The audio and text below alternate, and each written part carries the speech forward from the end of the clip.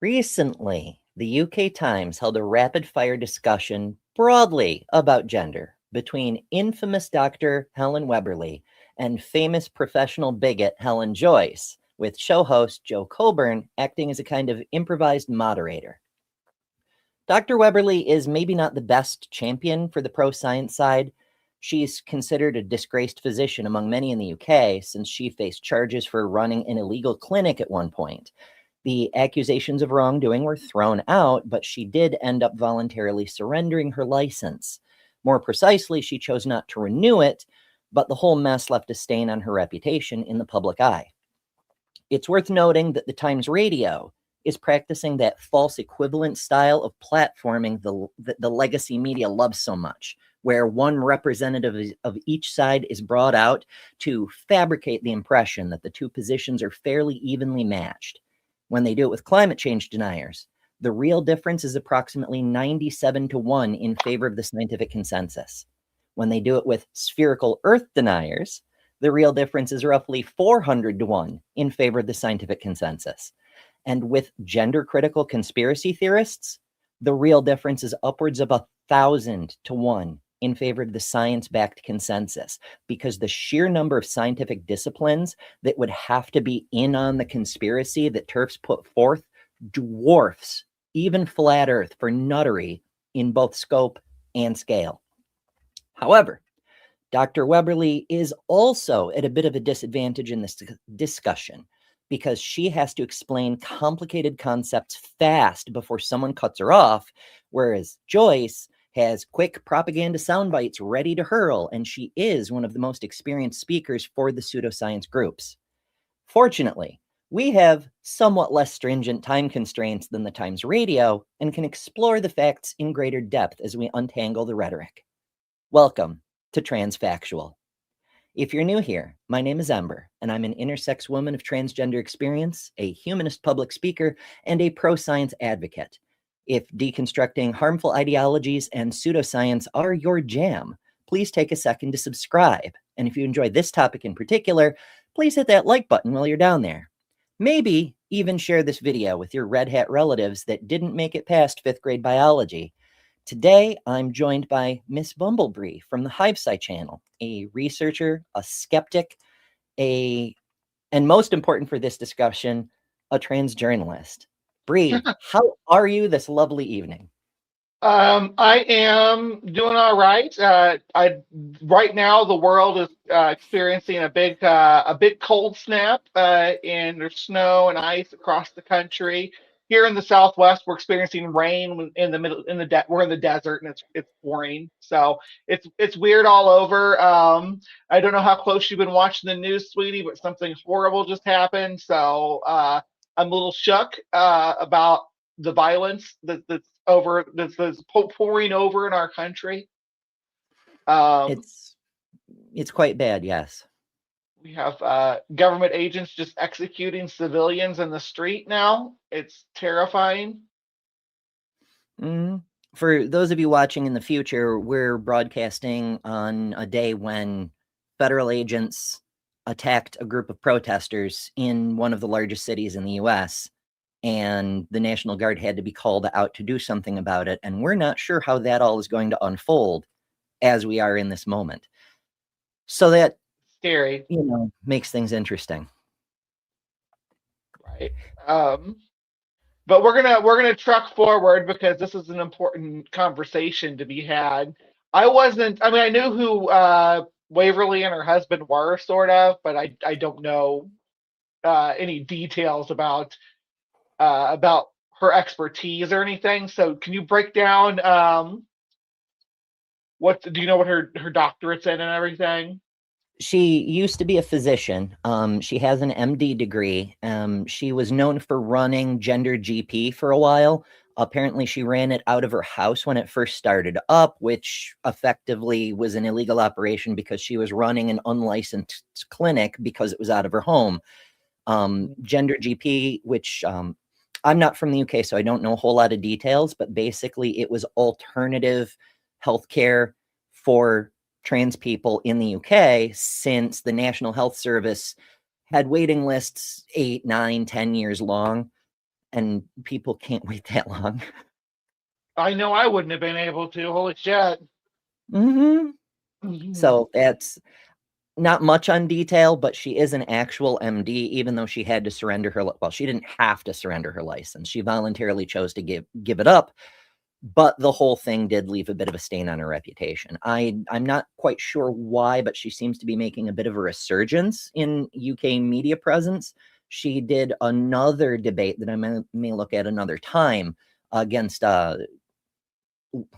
pro and anti-LGBT advocate Julie Blundell, which is wild to see Julie advocate for pro-LGBT rights and then with the next breath argue anti-LGBT rights. It's very confusing, but kind of amusing. So we may get to that another time. But Helen, not evil Helen, has been appearing on Piers Morgan and a bunch of other shows, and I don't know what the hell is going on. But today she's on the Times Radio representing medicine and science. So we'll see how this goes. Yeah, it says here that that they operated this out of Singapore, so I guess that's how they were skirting some of the regulations in the UK and the US. I guess they were working for US patients too. Okay, that's pretty neat, I guess. Yeah. All right, so we'll it's a little bit long. I'm not sure if there's like a section where they take listener questions. That's where I remember it from too, is Finster donating all that money to it. To the gender GP. It went to who? And plus. It's a gender healthcare, but it's not the same as gender GP.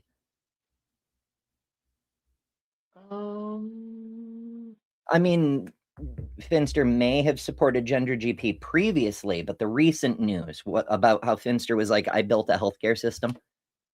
Okay. Yeah. It's weird how so many things connect together. Right, it all merges, converges. All right, so we will start with Joe's first question, and I can't say Helen because they're both Helen. She asks Helen Joyce to go first. Let's start the debate with this question. Establishing what we mean by sex and what we mean by gender. Helen Joyce. Now, it is good to lay out your definitions up front. However, this is a little bit of a red herring right off of the bat because it's opening up the doorway for disagreement about very, very basic definitions. It's kind of setting the stage for the acceptance that whatever nonsense either of them decides to pull out, that'll just be fair game. You know, it's a way to get presuppositions into the discussion before we even really get started. And it's kind of weird, but okay. You don't get to come up with your own definitions for the topic before you start the topic, right? That's not a normal approach to a debate. Like when you debate a creationist, that's like, oh well, my definition of creation is different than yours, right? Or when you debate a flat earther, you're like, well, my definition of Earth is different than yours. That's not something that's generally allowed in any kind of a sphere where you're having these discussions. There's an understood meaning to the word gender that in the English language, or the term. There's an understanding to the term sex in the English language and in biology, and there's gender in psychology and sociology. So these words have meanings. Exactly. It might be legitimate to disambiguate as to which area you're referring to the term within, because sex in psychology isn't necessarily the same as sex in biology. But this is just handing Helen Joyce the torch to lay her claim on, I have the true definition, and therefore everyone who disagrees with me is just making up bullshit. Sex is biology. It's the thing that allows for sexual reproduction. It's the thing that's existed on this planet for more than 1 billion years. Helen apparently not prepared to catch that ball. It should be noted, there are more than a few things that have existed on this planet for more than 1 billion years. So defining something as that thing that has existed for more than 1 billion years, not super helpful, strangely enough. Cell membranes. Water. Water. The moon. In Sex mammals, is defined as half the mammals moon. are. That's right. You thought the moon was made of cheese? It's made of sex. She's about to say something that just erases chimeras from existence at all, isn't she? Probably. I'll take her back a second or two. Okay. Not that far. Okay, there we go. Half the mammals are male, half the mammals are female, and we're mammals. So Yeah. It certainly erases intersex people. Right. Yeah, DSD people, chimeras especially though, because you do have parts of your body that are this and parts of your body that are that. If you're a chimera, I know a chimera. You do. Hmm. half of us. You don't are men, exist, half so of you us are gotta women. vanish. Oh, I should have my thing ready. Yeah, You you're know, like, like you did I on Ben's last night. You're like, Yeah. "Ah." Do. Boop, there we go. Helen Joyce has erased me from existence. Oh no, now I have to do this alone. Good luck. We're a big That problem to a change, mammals sane can't change. world. It's true. I may play that later if we need a break for something, but this is kind of long, so I'll try to just do the thing. But yeah, maybe you never know. Change sex. Some other animals can. Gender is an ambiguous word. Some people use it as a polite synonym for sex. Some people mean the stereotypes that people perform. Some people mean an inner feeling that's hard to define. So I tend not to use that word because it's too ambiguous. What about you, Helen Webberley? So she gets asked to provide her definitions. She botches sex. It's a thing that has existed for over 1 billion years. Cool. Great. She refused And to then give one for gender. Yeah, she just refuses to define it. She's like, I don't use that word. That's a silly word. How dare. What do you mean or establish by the word sex and gender? Well, everyone says that sex is biology, and Helen here has just said that it's about reproduction. But there's, the chromosomes, the sexual function, the reproductive system. It's very various in humans, and to say that there's just one or the other is incorrect. There aren't just two ways that a body can be made.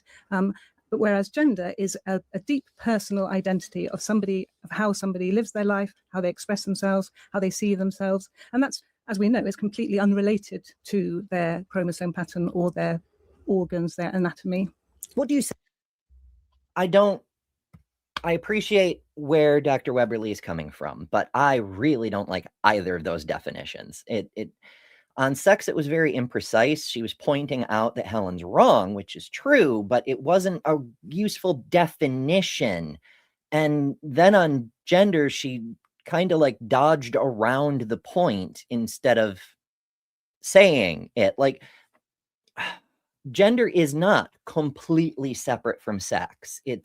There's overlapping spheres of influence. It's an internal sense of self. It's an identity in the way your name is an identity. The town you're from is part of your identity. The country that you're a citizen of is part of your identity. It's communicating to someone else who you are and certain related characteristics about you. Like, for example, being from the United States, you can make a fair bet I speak English.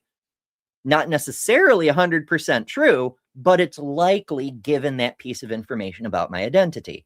That sort of thing. Gender communicates information in a similar way, but it's not completely divorced from sex, you know?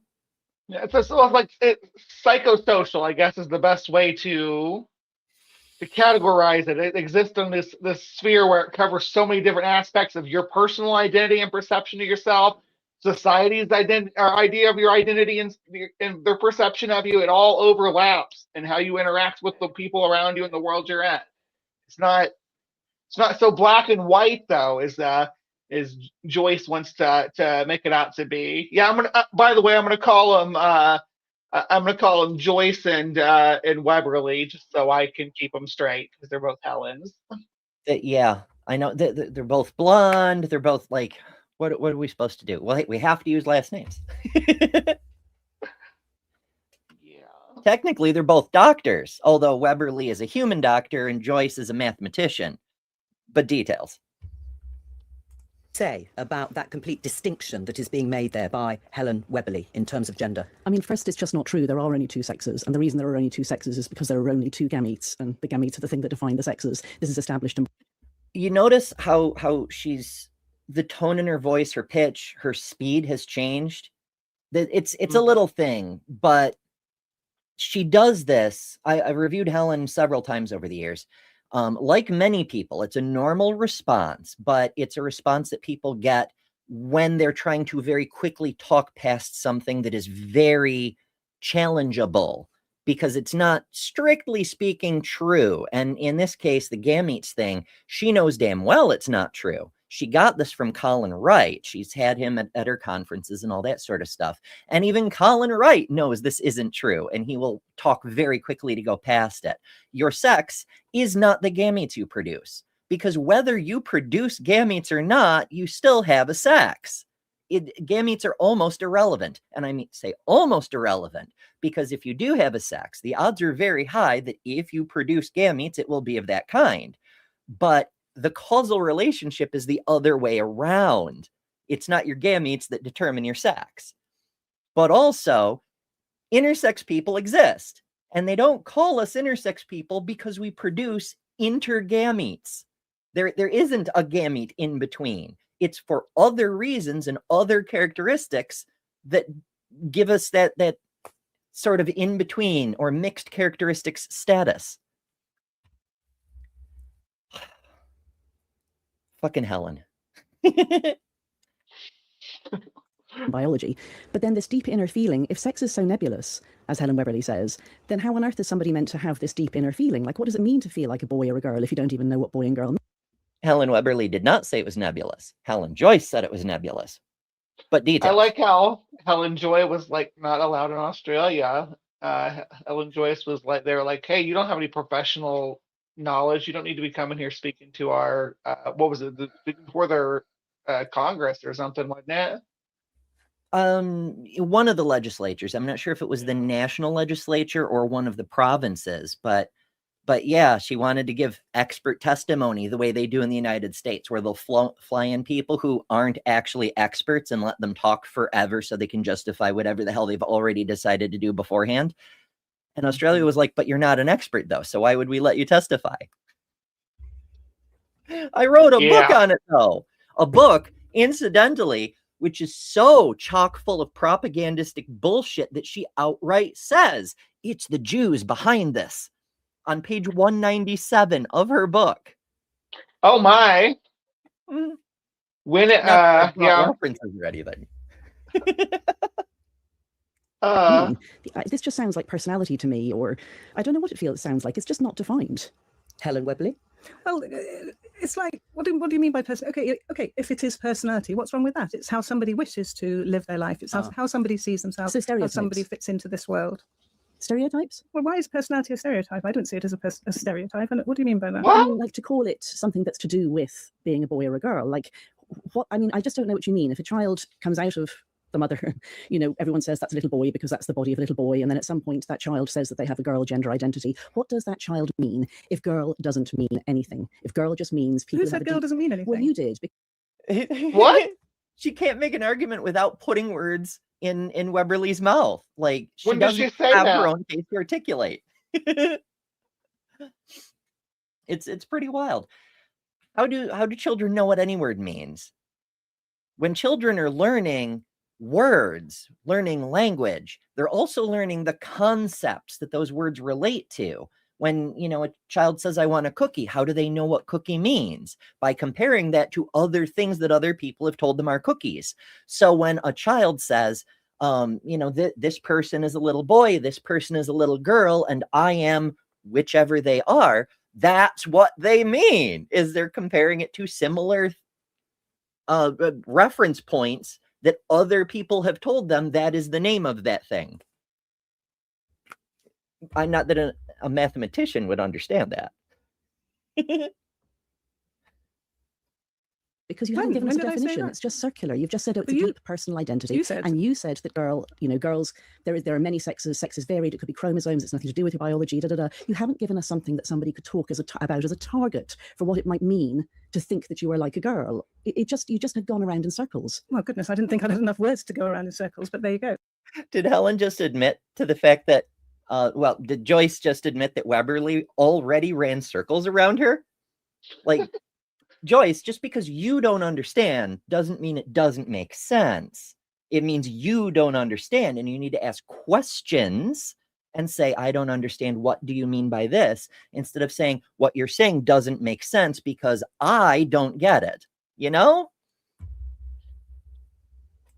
I mean, your comment was there are only two sexes, Yep. and that's because there are only two gametes. Yep. I think to boil the whole of humanity down to gametes, and for those who don't know what gamete is, it's basically an egg or a sperm. To say that the whole of humanity is to be dictated by whether your body produces eggs or sperm is so mathematical, so binary, so basic. It doesn't work, because what about people who don't produce either? Now, Joyce will say something like, well, then it's about what gametes your body would produce if it weren't defective. Not only And is had that to phrasing, but that's special pleading. That's moving the goalpost. You're saying, how the fuck does she know what somebody would have produced? Holy shit. Exactly. Like, how is that something? She's like making like predictions, making educated predictions even, but still they're not. It's not like something you can know. You cannot know what someone would have been had fate been different. If your parents had sex one night, different from the night that they did, you would be a completely different person right now, right? There's so many variables to who we are and who we become and how we develop that it's so completely idiotic to say that, oh, you are predestined to be this. God has a plan. The prophecy has foretold that you are supposed to be expressed this way. You express your identity this way. It's like, shut up. Just shut up. Yeah. It's such a wild argument. Like, according to Helen, if a soldier steps on a landmine and gets his testicles blown off, he can't be male because he's no longer producing sperm. But then she will say, well, it's what he would have produced, but that's not what you said. And also, what determines what you would have produced? Clearly, it's about what determines what you would have produced and not the thing that you produce or don't, So it's not actually the kind of gamete you produce. It's the kind of gamete you would produce, which is a different criteria, because what determines that? Is it your testicles? Is it your hormones? Is it what factors, Helen? Holy shit. It's actually a basic misunderstanding of biology. No boiling down, no reducing to. We just come in two types. You're a boy or you're a girl. Do anything you like. Do not let it hold you back. Go to the moon, be the president, anything you like, but you'll still be a boy or still be a girl. But you've boiled it down to gametes. You're saying you either have ovaries or testicles, but there are many different variations. There are people who are. But you're not a biologist. You're not a doctor. How do you know? You sit there shaking your head saying there really aren't. What are the variations, Helen Webberley? And this is one of the reasons that it's so funny that she's a mathematician, because she thinks that thinking in black and white is a legitimate way to do logic. She's hung up on this idea that a number is either positive or negative, but there's also zero. What do we mean? It's so she doesn't get that there's a multivariant factors that go into determining a person's sex, and not to mention that sex is not the same as gender. As Webberley started to say in the opening parts of the discussion before Helen ran it right off the fucking rails, so what? What if there is no medical or biological basis to a person's gender? So what? Does it hurt anyone or anything? No? Okay. Then what's the problem? Well, in terms of biology, which is, I think, Helen Joyce is trying to explain, we do have chromosomes, and there are many different patterns of chromosomes. That we do have reproductive organs, and there are different variations. Not everybody is born with XX and two ovaries, a womb. Are you talking about vagina. intersex? People being born intersex? Well, you can use that term. You can use. I mean, there's many different chromosomal patterns. But what does this have to do with gender identity anyway? No, because they're completely different. Exactly. You're grasping it. So biological sex is very. I love it. I love it. Half the time, Thought you Helen is did- like, gender isn't important. But as soon as she starts losing, she's like, but what about gender? Like, wait a minute, didn't you just say you don't use that term? And now you want to use that term? Wait, come back. Yeah. It just, that's one of the things that I find so amusing about covering Helen Joyce is the blatant double standards. Like, there's not even a semblance of good faith in her arguments. She will say whatever she has to try to spike your wheel, even if it contradicts what she just said. Like, within how far into the video are we? Like 2 minutes in? 5 minutes. 5 minutes in? And she's already contradicted, said, hey, I don't use this term. And then when she said, okay, let's talk about sex, then she's like, wait, what does that have to do with the thing I just said I didn't want to talk about? Mm-hmm. Baby girl, come on. You got to know how you sound when you do that. Come on, sweetie. Oh, goodness. Oh, We've got some great people joining us today. I see all you folks in the chat. I've been highlighting some of your comments, but I do want to especially call out Deviants, because Deviant says, maybe you were destined to be trans. Maybe that's what the plan was all along. And there's some science that makes that seem a little bit more likely than the alternative. Now, I talk about the various studies on different brain structures that are similar between trans people and the gender, the physical features in the brains of cis people of the gender they identify with. It's a complicated way to say it, but TLDR, a trans woman's brain in many parts of the brain looks more similar to a cis female's than to a cis male's. And intersex people could be fucking anywhere. It could be in between. It could be one way. It could be, it's very messy. But what neurological information we have indicates that trans people actually are destined to be trans in a neurological determinism kind of way. So that's fun. yeah. So, like, the biological essentialist arguments is basically like a triangle. Like, they'll pivot between, it's all about what gametes you produce or would produce if you weren't defective, which is really awful thing to tell people. And then if that doesn't work, then it bounces down to your chromosomes. And then you're going to say, oh, people have all sorts of chromosomes, Helen Joyce. And then it's going to bounce over to genitals, which, as Webberley just said, genitals come in all sorts of fun configurations and stuff. Humans are pretty. That's one of the most diverse things about our species is our genital configuration. So it gets pretty interesting sometimes. Take that for what it is. And that's even within the camp. Just if you just talk about camp penis and vagina, there's a lot of variety, right? Mm-hmm. So it's true. Like we were hearing on, Dr. Bennis here, he was doing a show earlier about abortion myths, but he happened to mention that he'd recently come across a case study from 1988 about a woman who got pregnant who didn't even have a vagina. Like, you could have total vaginal agenesis and still be fertile if you can just get the appropriate things into the right places. Humans are very versatile, There's a lot of variation. Mm-hmm.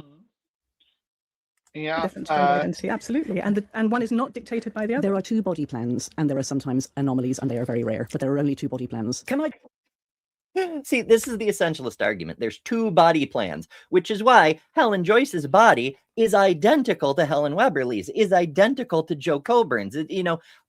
There's only one flavor of female, only one body plan on the female side. That's obviously not true. We can see it with our own eyes, and yet Helen will sit there and bald-faced say it. Yeah. What are we doing? It bounces back and forth between those three defining points that they want to say this is what makes a woman a woman. And once one crumbles, they just bounce right over the next one. you try to get him off the rails and be like, oh wait, let's talk about gender, but Joyce has already been like, no, I don't want to talk about gender, so Yeah. we're gonna bounce back and forth between these 3 points, I bet, for the whole debate.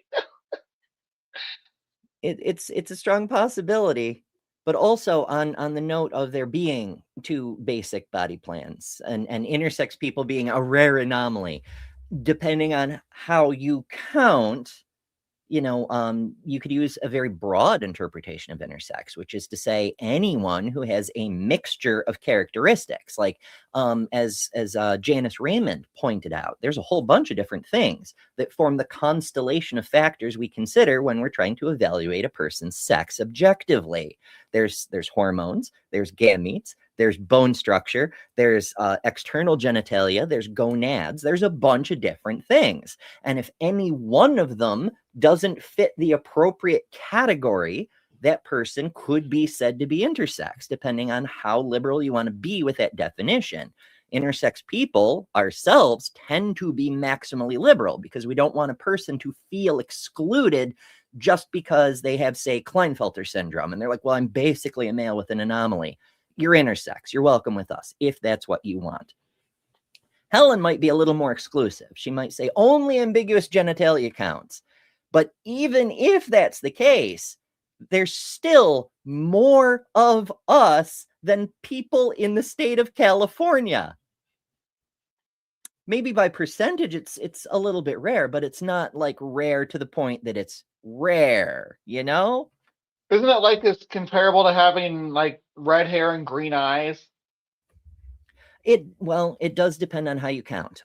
Most estimates say there's probably 1.7% of the population are intersex.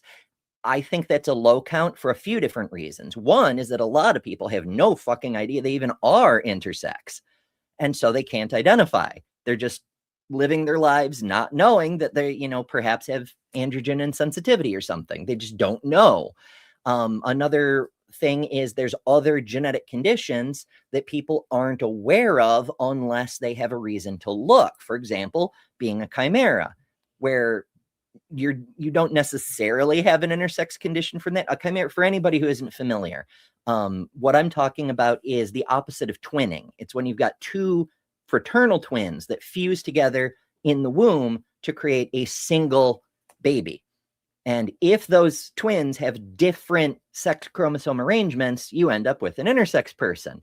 But that's not the only way to do that. There's a bunch of different things. So it depends on who you include and who you count. If you want to go so far as to include people with genetically sexually different chimerism, then you have to add another 5% to that total. So that brings us up to nearly 7% of the population. If you want to include all trans people, not just based on the neurological characteristic, which very likely should be included, but on the fact that being trans could be considered to be an induced intersex state, then you're up near 10% of the population. And 10% of the population being intersex, that's not really rare. Right. That's actually what sounds pretty common, 10%. Mm-hmm. So we all fall into the 10 percentile on some feature about our genetics. I assure you. Yeah. Mm-hmm. Or would that be the 90th percentile? You said 90th percentile. No, it'd be the 10 percentile. Yeah. That's right. There's something that's that rare about your 10% is not even rare. Anyway. See, now that would be a question for Helen Joyce, because as a mathematician, she would be the one to say, oh, whether you're 10% of the population, if you'd be in the 10th percentile or the 90th percentile, because that is a question she's qualified to answer. None of the rest of this, though. Put this question to you, Helen Webberley, about bodies, about biology. Mm-hmm. If we look at the proportion of trans women in terms of operations or surgery to remove their penises, what number are we talking about? Why is it always trans women? Fuck's sake.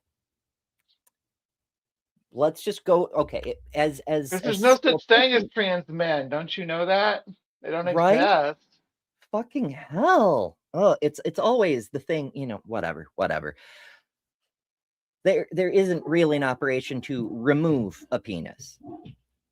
Like you can do it two different ways if you're doing lower surgery, typical male to female. And like I just said, there's a lot of atypical conditions.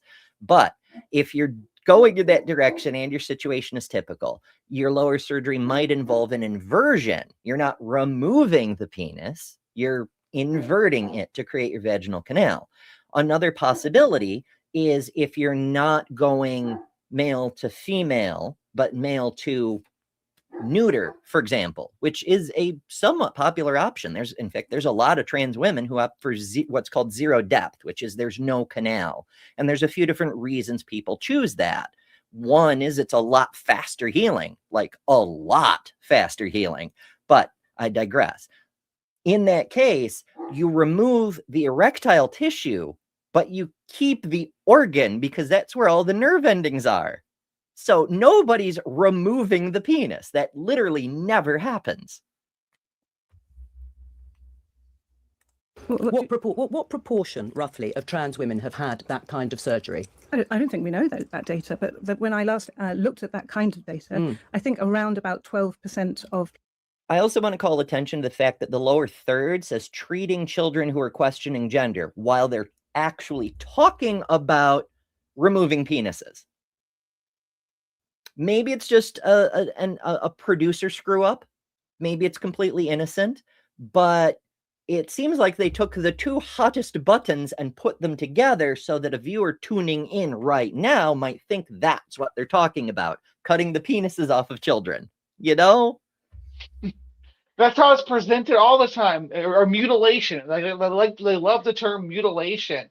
It's like, if you want to get like knee surgery, are you getting your knee mutilated? If you go to get eye surgery, are you getting your eye mutilated? Such a weird approach. Yeah, men who have their gynecomastia removed, mutilating perfectly healthy breast tissue, or when I had to have my fucking intestine rebuilt, mutilating my guts. I guess mutilate me harder, Daddy. Oh goodness. Oh my. Take it to the next level, Ember. For real. I get serious about not dying. Assign their sex, choose to have genital surgery. So it's low. 12%. Yes, I mean that is low. Would you agree? Well, it depends what level you're comparing it with. Well, I'm comparing it to anything that's above 12%, but it is a pretty. It's low because I'm comparing it to anything that's higher than it. What are we doing? I mean, is that not like the definition of a circular definition? You know, you're saying, well, the thing is low because I'm declaring that's where the bar for low is. Fucking wild. The low figure. Does that surprise you? No. That's about what I thought it was too. Most trans women are just, completely standard physiological men. Right. I mean, taking that into account, Helen Webberley, do you think that a predatory man... There is no such thing as a physiological man because man is a gender category, but also, no.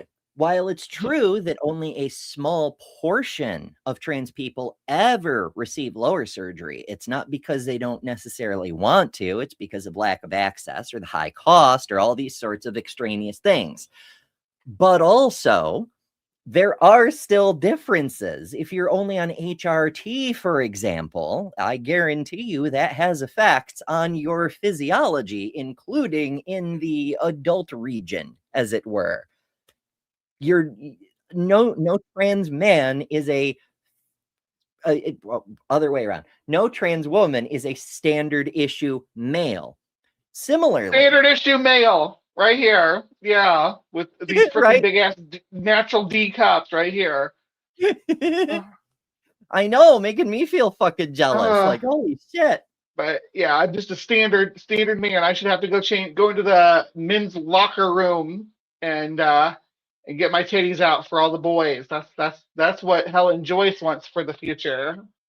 It's true. And I like what Miranda says here, though. You're making irreversible changes to your body. That's exactly what it's like. It's like, I finally feel comfortable in my own skin. It's like, aren't you? And they're like, aren't you worried it might be irreversible? It's like, No, I hope it's irreversible. I hope I never have to go back.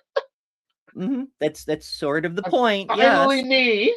Why would I go Right. back to trying to be somebody I'm not? Yeah.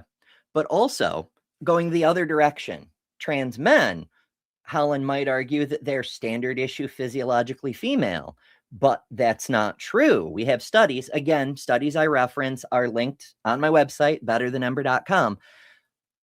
Trans men on testosterone 100% of the time develop prostate tissue. 100% of the time. Trans men have prostate tissue. Standard issue female? Come on, Joyce. Would ever use a transgender identity to get into a female-only space, like a hospital ward, a prison, or a changing room? I think it's a very dangerous thing to associate transgender women with predatory men. So some men, Now this is a really good point on Webberley's side here, to say to associate trans women with predatory men is extremely unfair, deliberately misleading, and fucking harmful. whether they are trans women in identity or whether they are male in identity, some people, if you like, who have XY chromosomes, if we leave it there, will be predatory. But the difficulty is when we make that association that trans women automatically equals predator. Well, I don't think anyone will That's say so fucked up. It really, really is. And, you know, like I've said before, other people have said before, a scapegoat definitionally is someone who is not doing a thing, that you put the blame for the thing on so that the people who are doing the thing can evade justice. And that's exactly what's happening in this age where the churches are having all kinds of issues because of their predation of women and children, and every flavor of church. It's not just the Catholics, it's the Mormons, it's the Baptists, it's the Jehovah's Witnesses, it's fucking all of them. When politicians are getting outed left and right for abusing women and children in this specific way, for being predatory, when the president of the United States is implicated in the largest cover-up of sex trafficking children ever. It's strange that all the focus seems to be on whether trans women are actually predatory males, isn't it? When there's 0 cases of that. None. Yeah. I've asked. I haven't spoken to Helen Joyce in person, and, you know, I thank the great zombie Jeebus every day for that. But every single transphobe who's come my way, every single one can't name one. Statistically, there should be a predatory trans woman. There should be, because there's millions of trans people, right? Even if it's 1 in a million, which is not the case for the cis population, by the by, but even if it were far lower than the cis population at 1 in a million, there should be several, and we can't find any. So what the fuck do you mean, Helen Joyce? Equals it, but at the same time, Helen Joyce, Helen Webberley has a point. It is a dangerous thing to link the two if we're talking about predatory men across the piece. What's Thank you, Joe. Even though she seems to come across as having a bias, and maybe she does, but having a bias is not the same as deliberately spreading evil propaganda. Joe can be wrong about a lot of things and still have a certain line that she's not willing to cross. And I appreciate that she took a second to call Helen Joyce out and say, this is dangerous bullshit you're spreading here, ma'am. What about that? What's very dangerous is taking down the boundaries that keep male people out of spaces that female people need there to be no male people. But a predatory man might gain entry in some way or another. And so do you leave your front door open when you go out just because a burglar might get in otherwise? We can't. Not only is this what's the term for it? A false categorization, a bad analogy. There's a formal term, but it eludes me at the moment. But it's also whataboutism. It's saying, you know, Joe is saying Donald Trump is going to come into your daughter's locker room for an inspection, and you're worried about, I don't know, A.B. Hernandez, you know?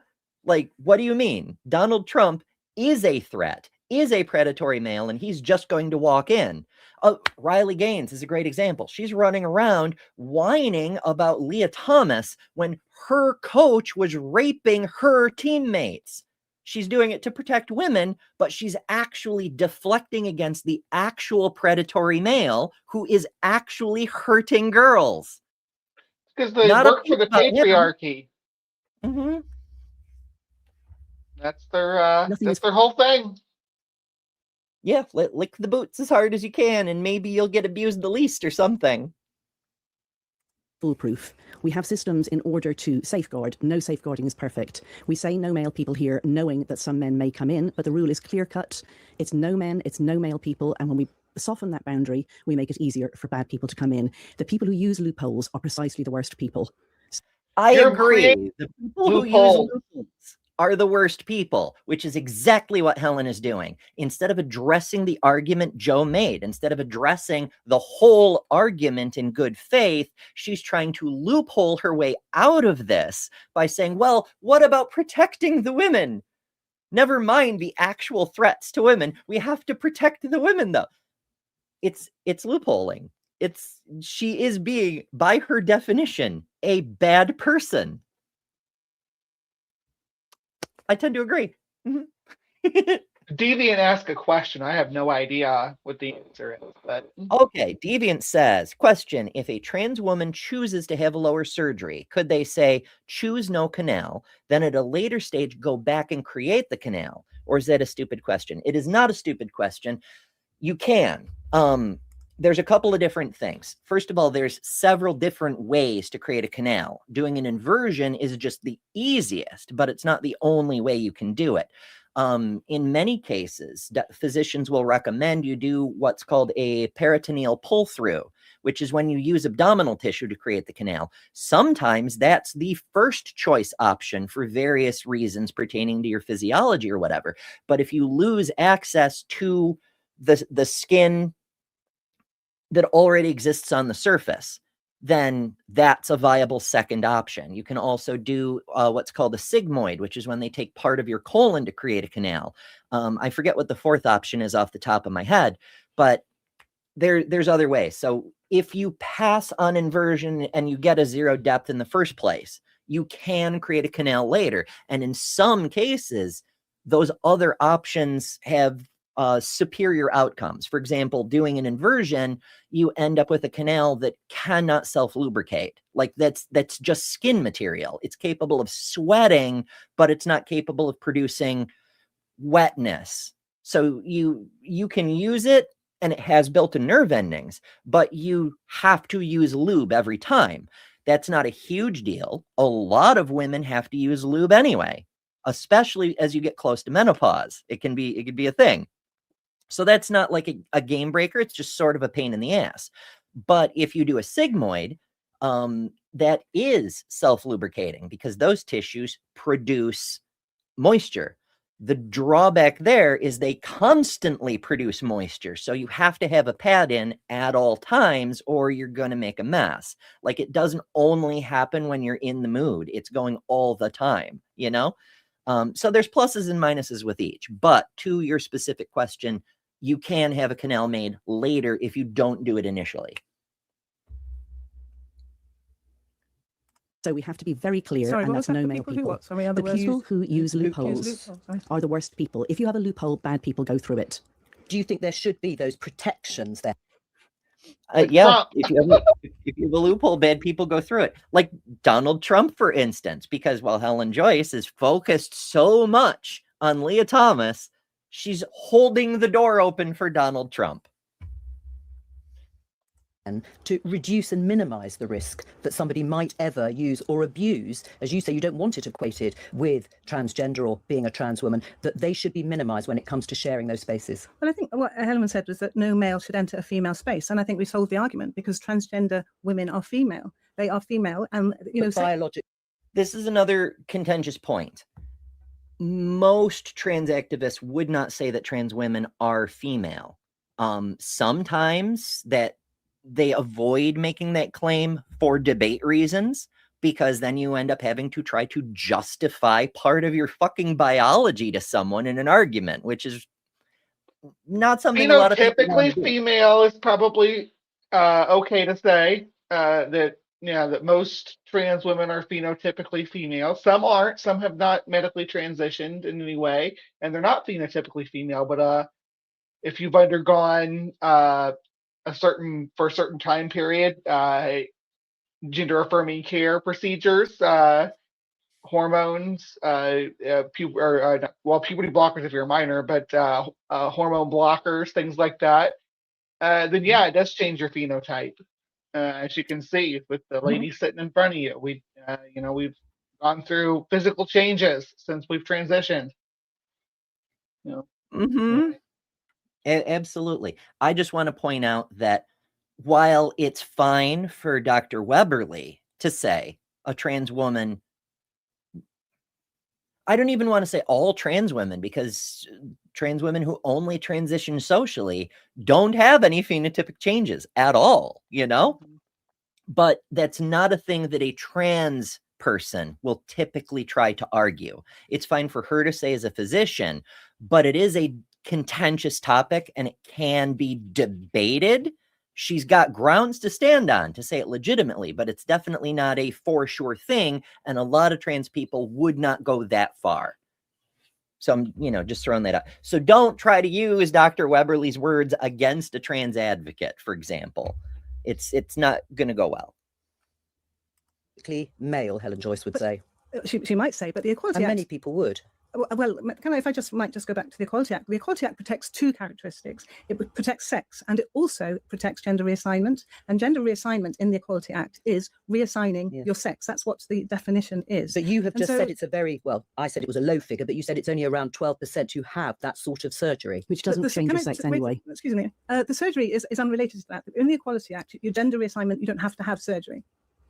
Can I just ask you? Right. That's a legal reassignment, not a physical reassignment. And this is the thing that Europe's been sorting out for the past few years, because a lot of countries required you to get physical reassignment in order to get the legal recategorization.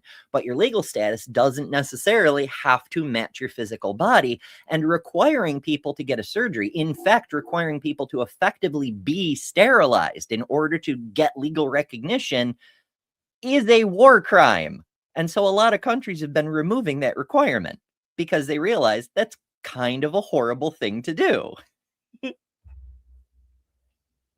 Then, Helen Joyce, how comfortable are you that under the leaked guidance that we've had today, the Supreme Court was very clear that biological sex is the definition of a woman and a man. And for the purposes of the... Wait, what? We've talked about this before. The UK Supreme Court decision.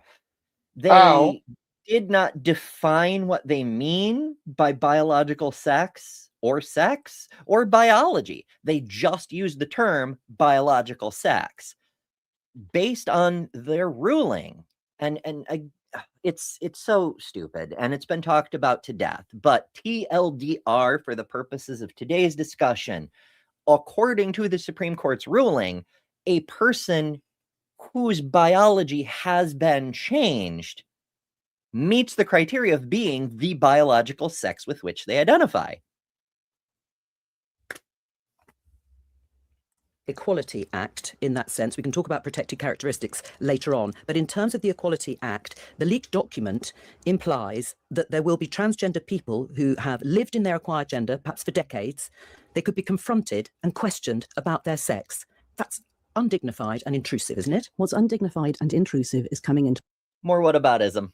a space that is not for your sex, that is there for the other sex. Nobody should be trying to use a space that is not for their sex. Helen Webberley said that gender reassignment changes people's sex. It doesn't. It doesn't do that in reality, and it doesn't do it in law.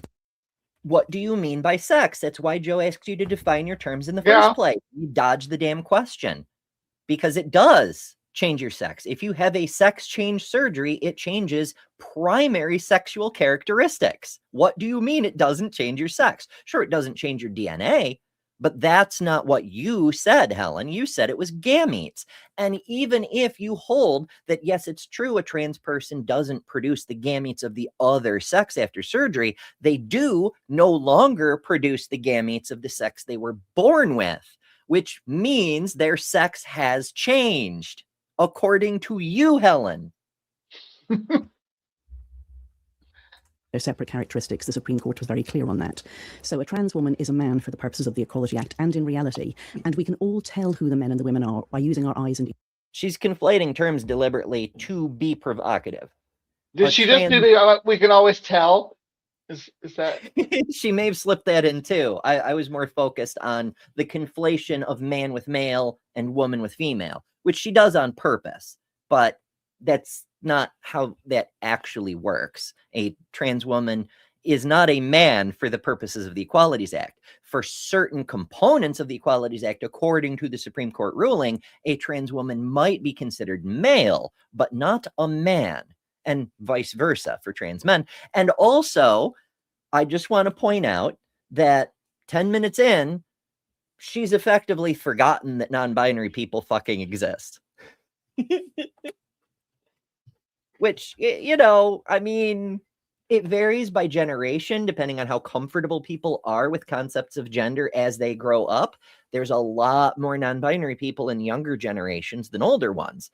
But overall, non-binary people still make up a statistically significant percentage of not just trans, but the LGBT population generally, because not all non-binary people even identify as trans. So, yeah. Years. It's how humanity has done it all along. How can you tell? How can you always tell that somebody who...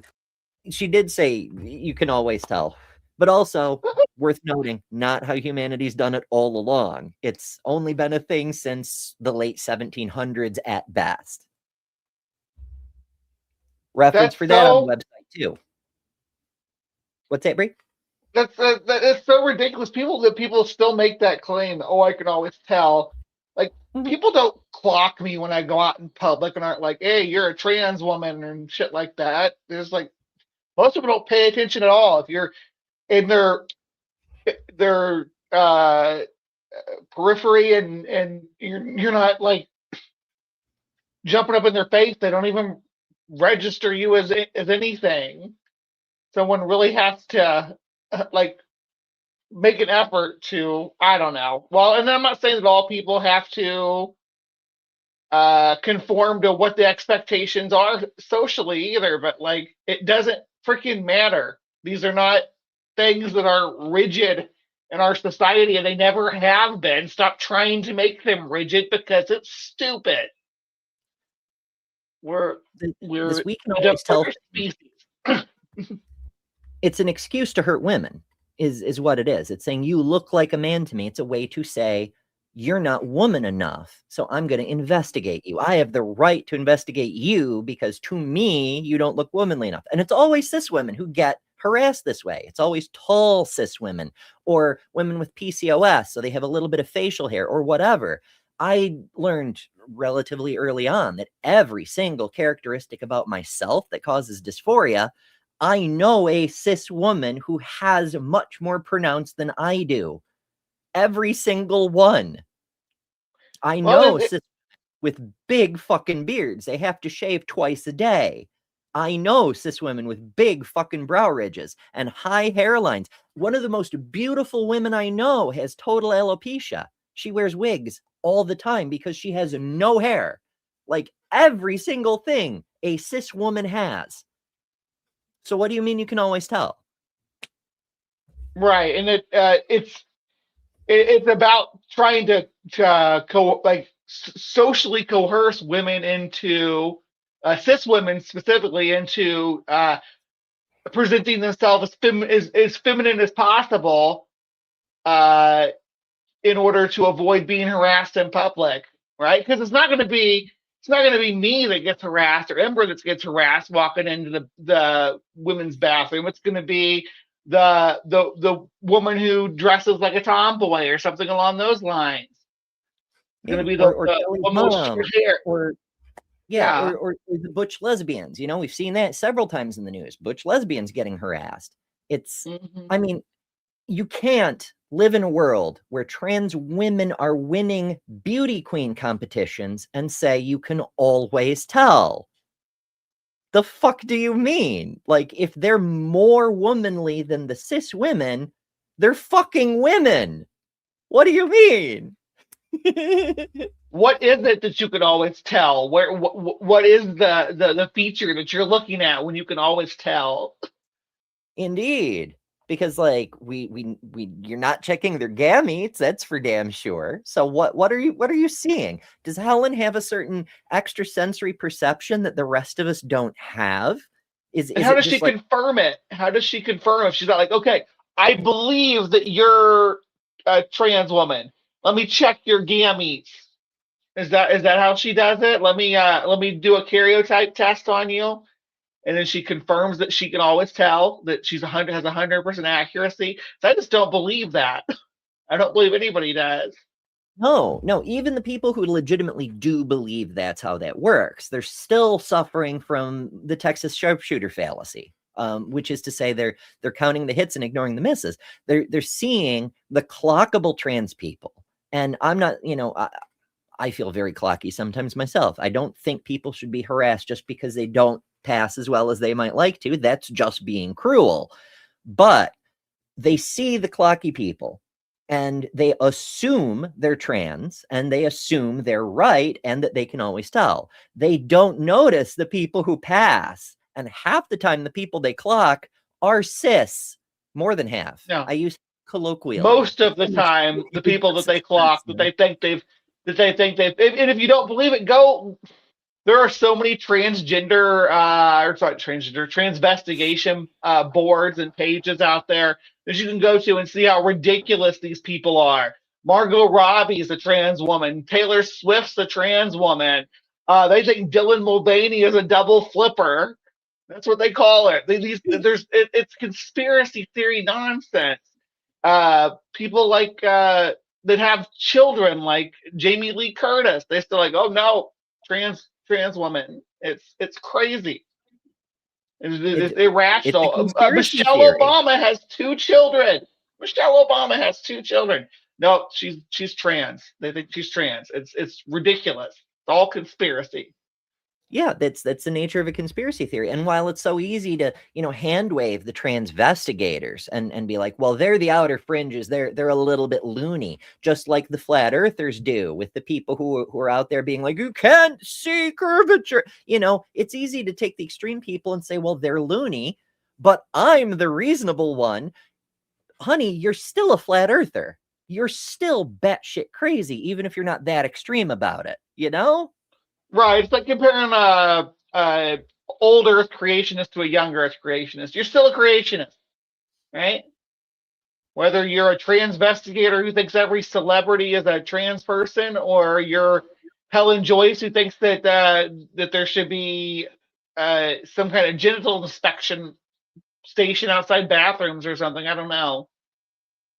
Yeah. What's the solution? There's a few states where they've already proposed genital inspections. There was a thing in Texas a couple of weeks ago. They were proposing automated genital sensors inside the toilets. What the fuck would that do other than spy on everyone's genitals? Like, yeah, if a trans person has had lower surgery, it's not going to identify them as a trans person. What the fuck do you hope to do with this? And there are cis women out there with bigger clitorises than some men with micropeens. So it's like what Webberley said earlier. Their genitals are a spectrum for sure. You can say, even if you don't agree even if Joyce doesn't agree that that sex is a spectrum, she has to at least acknowledge that genitals are. The development of your genitals is upon a spectrum. Absolutely, 100%. She might try to argue that anyway. She's a very black and white thinker. But yeah, it's another thing that I've said before. Again, references on the website, betterthanember.com. But people get all worked up over, is it a penis or is it a vagina? It's not an either or thing. First of all, you can have both, but also the analogous organ for a penis is the clitoris, not the vagina. And everyone has one of those. Everyone has the same organ. It's a matter of length. That's literally, there's a device that doctors have. It's a measuring stick, basically. It's called a phallometer. and they measure the glands of a newborn, and if it's above a certain size, I believe it's 5/8 of an inch or something like that, you're a boy, congratulations. If it's under 3/8 or whatever the number is, then you're a girl. And if it's in the middle, then they take a guess and they make a cut. That's the difference. It's literally a measuring stick for the same tissue. Everyone has one, and someone just decided where the line is that makes you a boy or a girl. But it's biology, really. Yes, maybe arrives at a communal changing room, maybe goes to the theatre and wants to use the loos, the lavatories that their gender have acquired. What is it that tells you immediately, I know what sex you are? Are you ever puzzled when you look at the people around you, what sex they are? Because I'm not. And it's no one feature. We're very, very good at recognizing sex. It's a ceiling attribute of humans that we can tell what sex people are. 99. What does she mean by a ceiling attribute? Is that like a peak human experience thing? What the fuck does that word mean? Maybe we'll learn something today. What is a ceiling attribute? I can't fucking spell. It's fine. Let's see.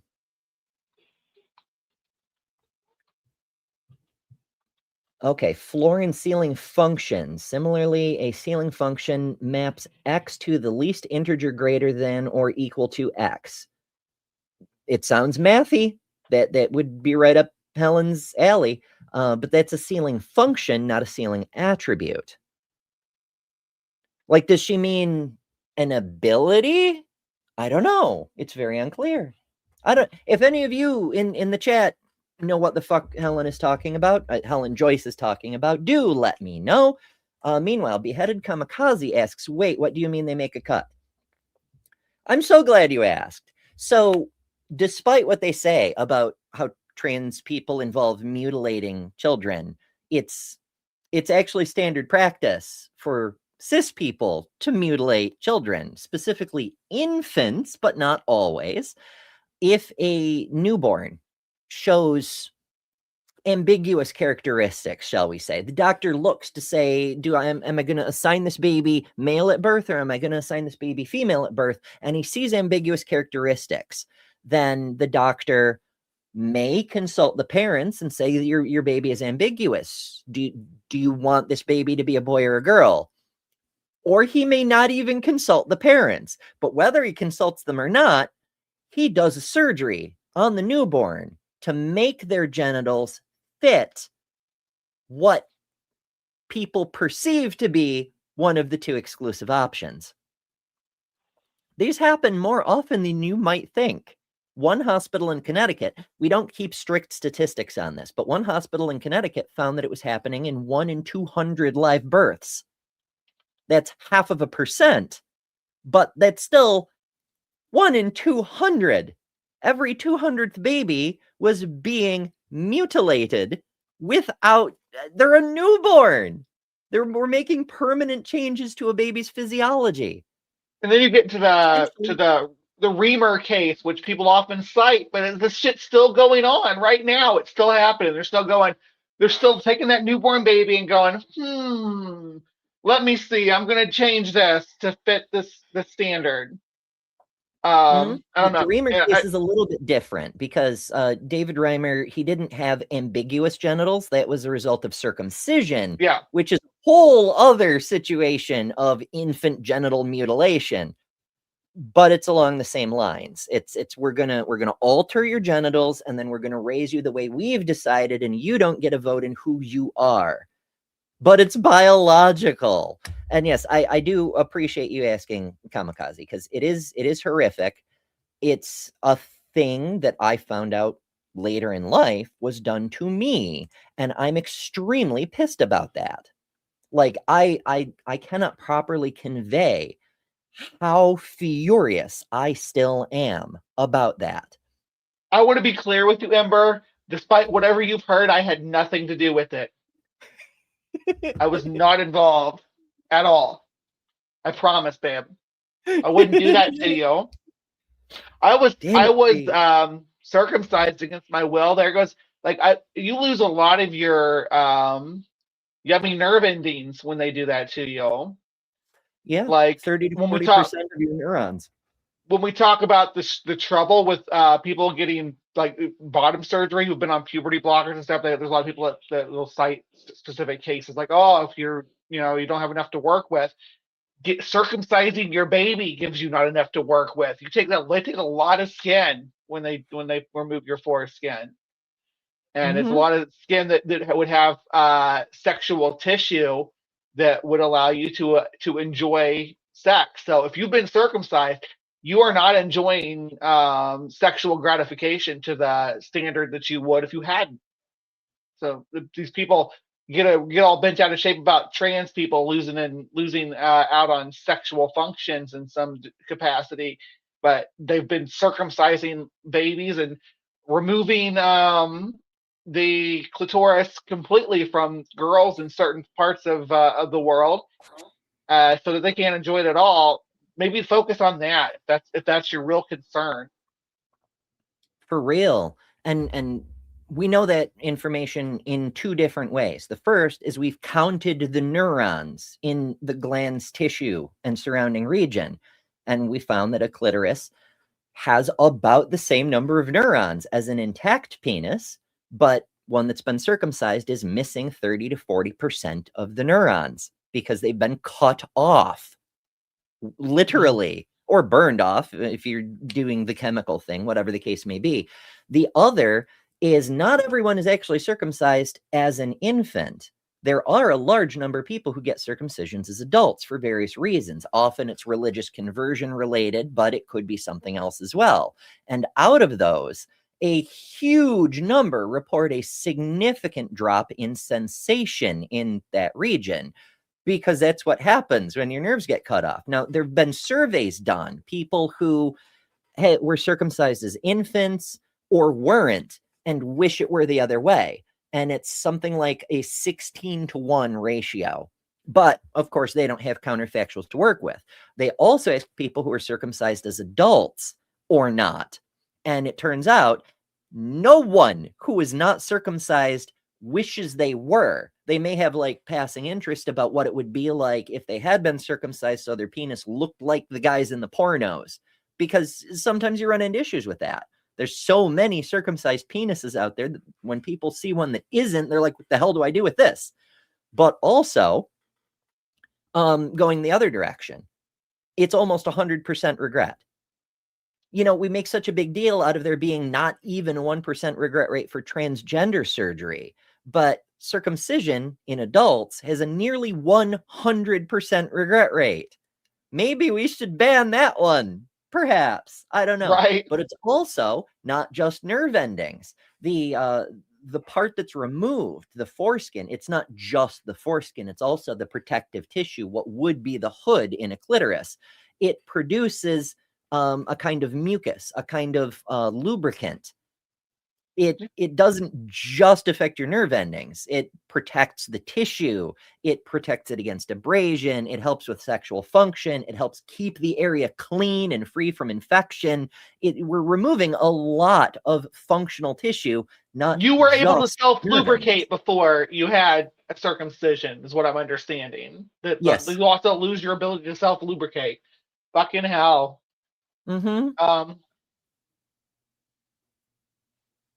But Helen Joyce has no problem with that. It's biological, even though you have to do a surgery to do it, but never mind. Did you say biological or Bible-logical? I mean, kind of both. Right. Holy crap. 9.99% accuracy instantaneously. Well, I clearly.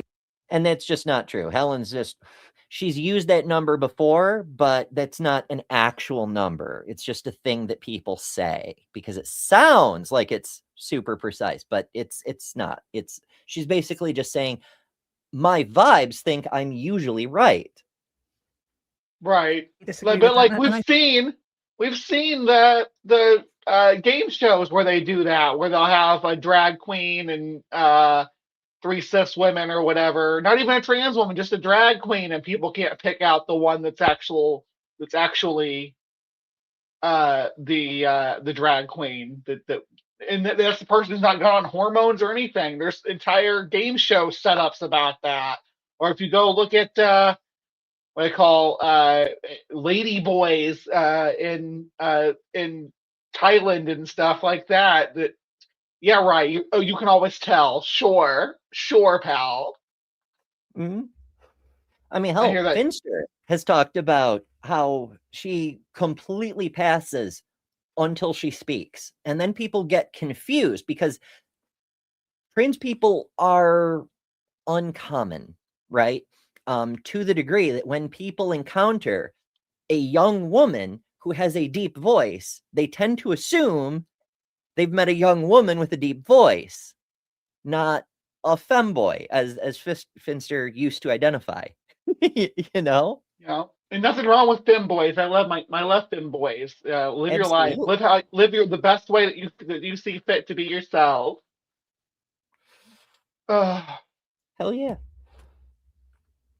I think, to boil down in 2025 in the United Kingdom, Great Britain, that we're actually going to let people's what they look like dictate which facility or service they're allowed to use by what they look like. I can't believe that we would even think to go back to that. If you saw a 6'2" man with a beard and he was speaking and you could hear his voice was very deep and he went into the ladies' changing room after a 6-year-old girl, would you think there might be something wrong here? Helen, you talk about the 6.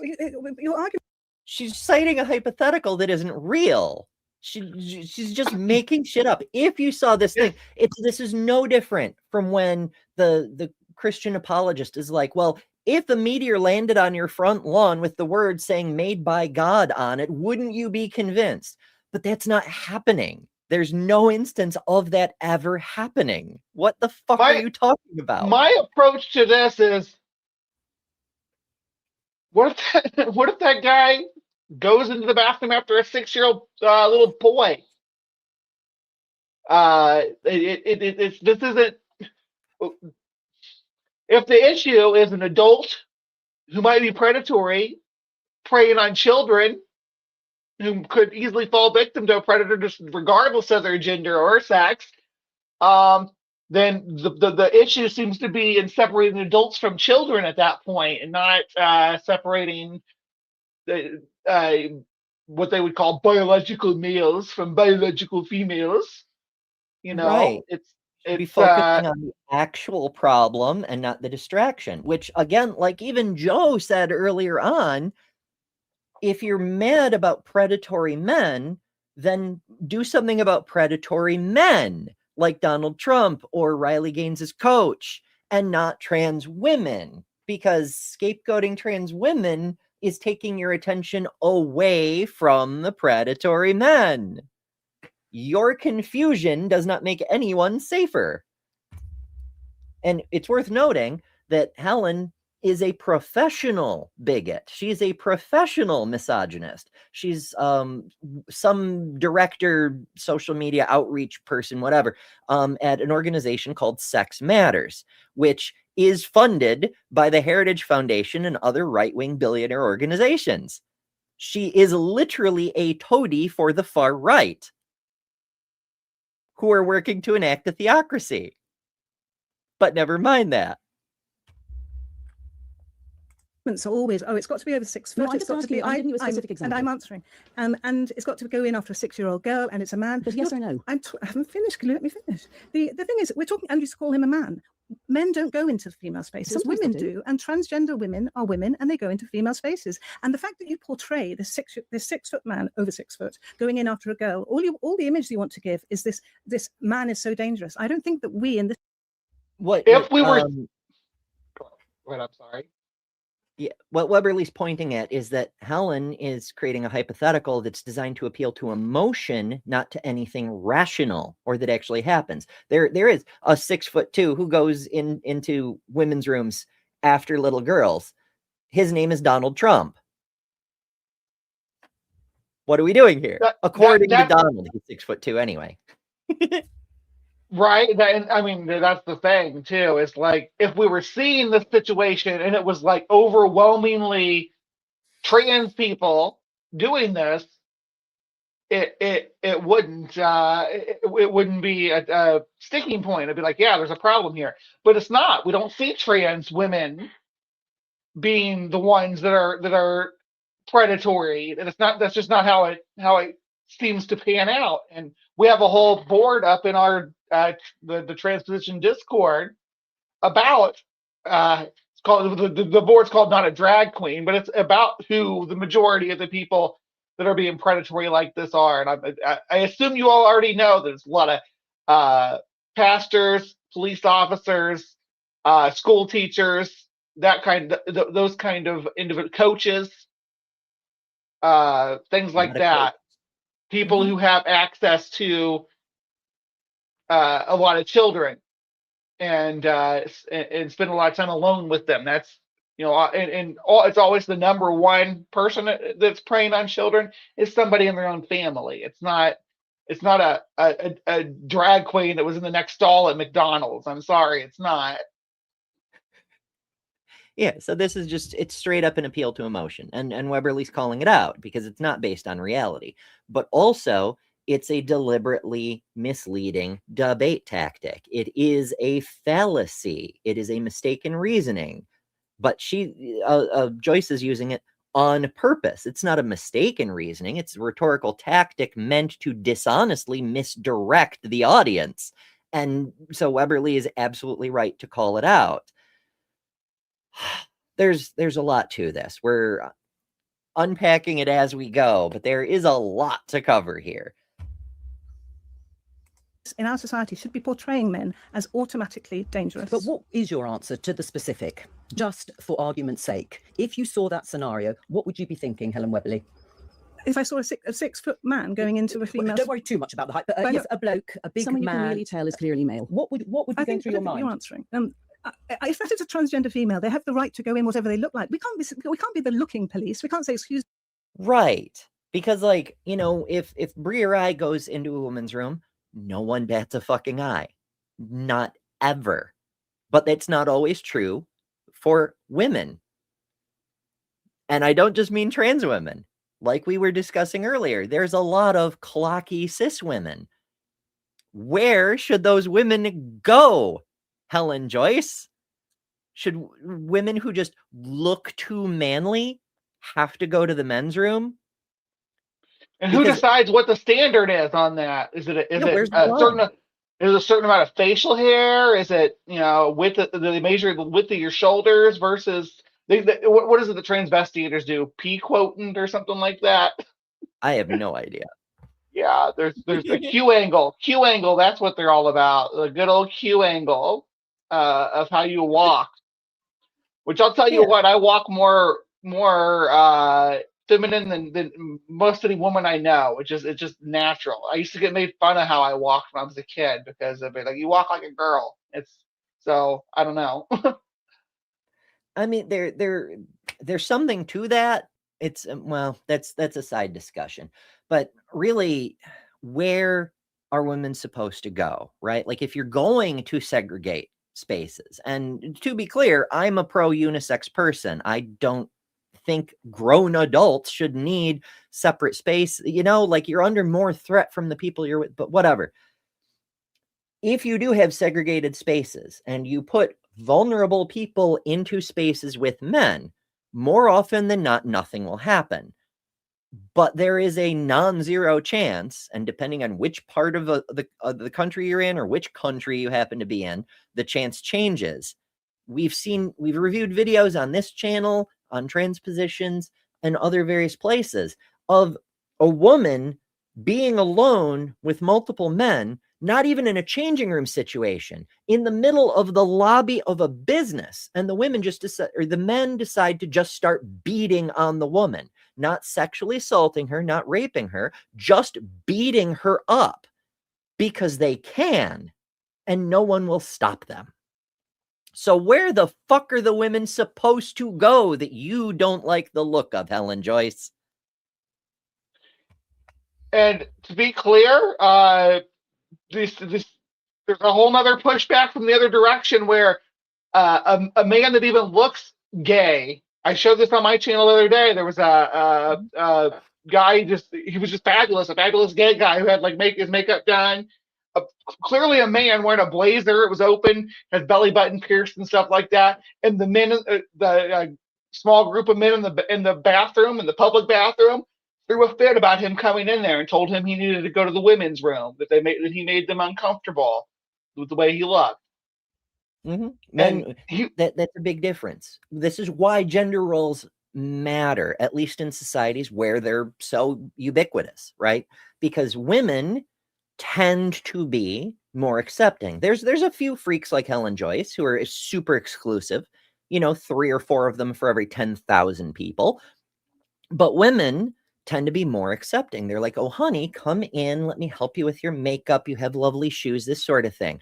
Whereas men are super fucking fragile about everything. Oh, you're wearing eyeshadow. I'm uncomfortable.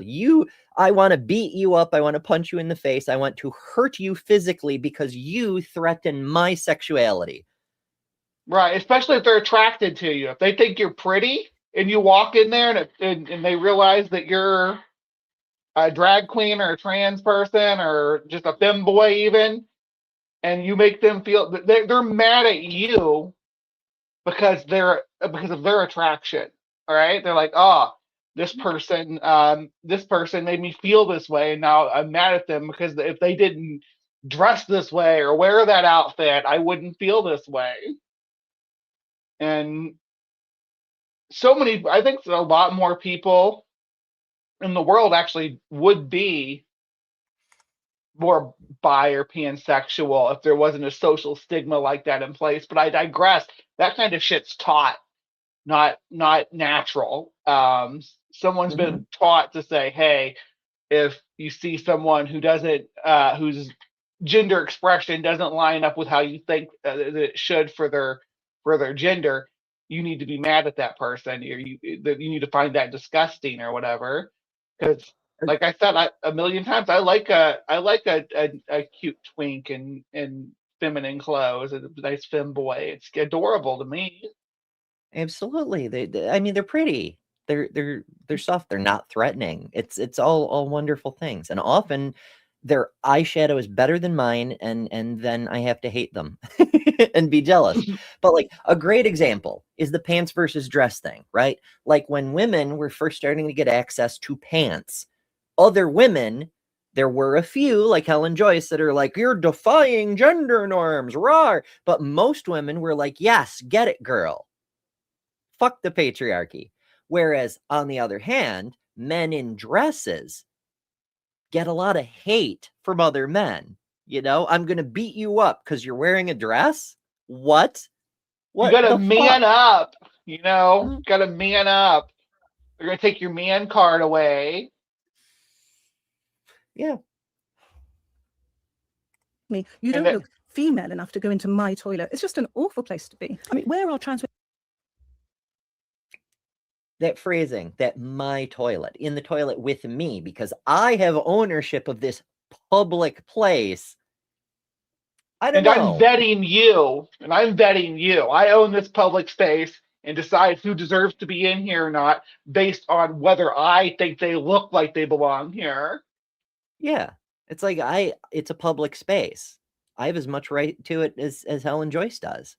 Exactly as much right. Neither of us owns it. So should she, by her logic, need to ask my permission to use my public toilet? Like, what are we doing here? How fucking absurd.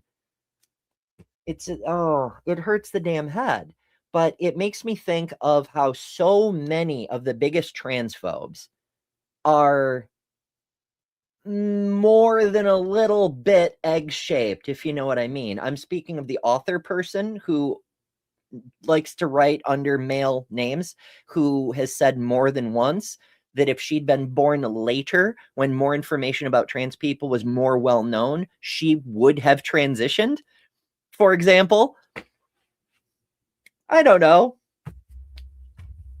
Not that I'm saying all transphobes are like that, but it seems like there's a lot of people who are bitter about the information not being out there. So instead of spreading the information so that other people don't end up in the same situation that they are, they're just trying to pretend they can make us not exist at all, and it'll make their life better somehow.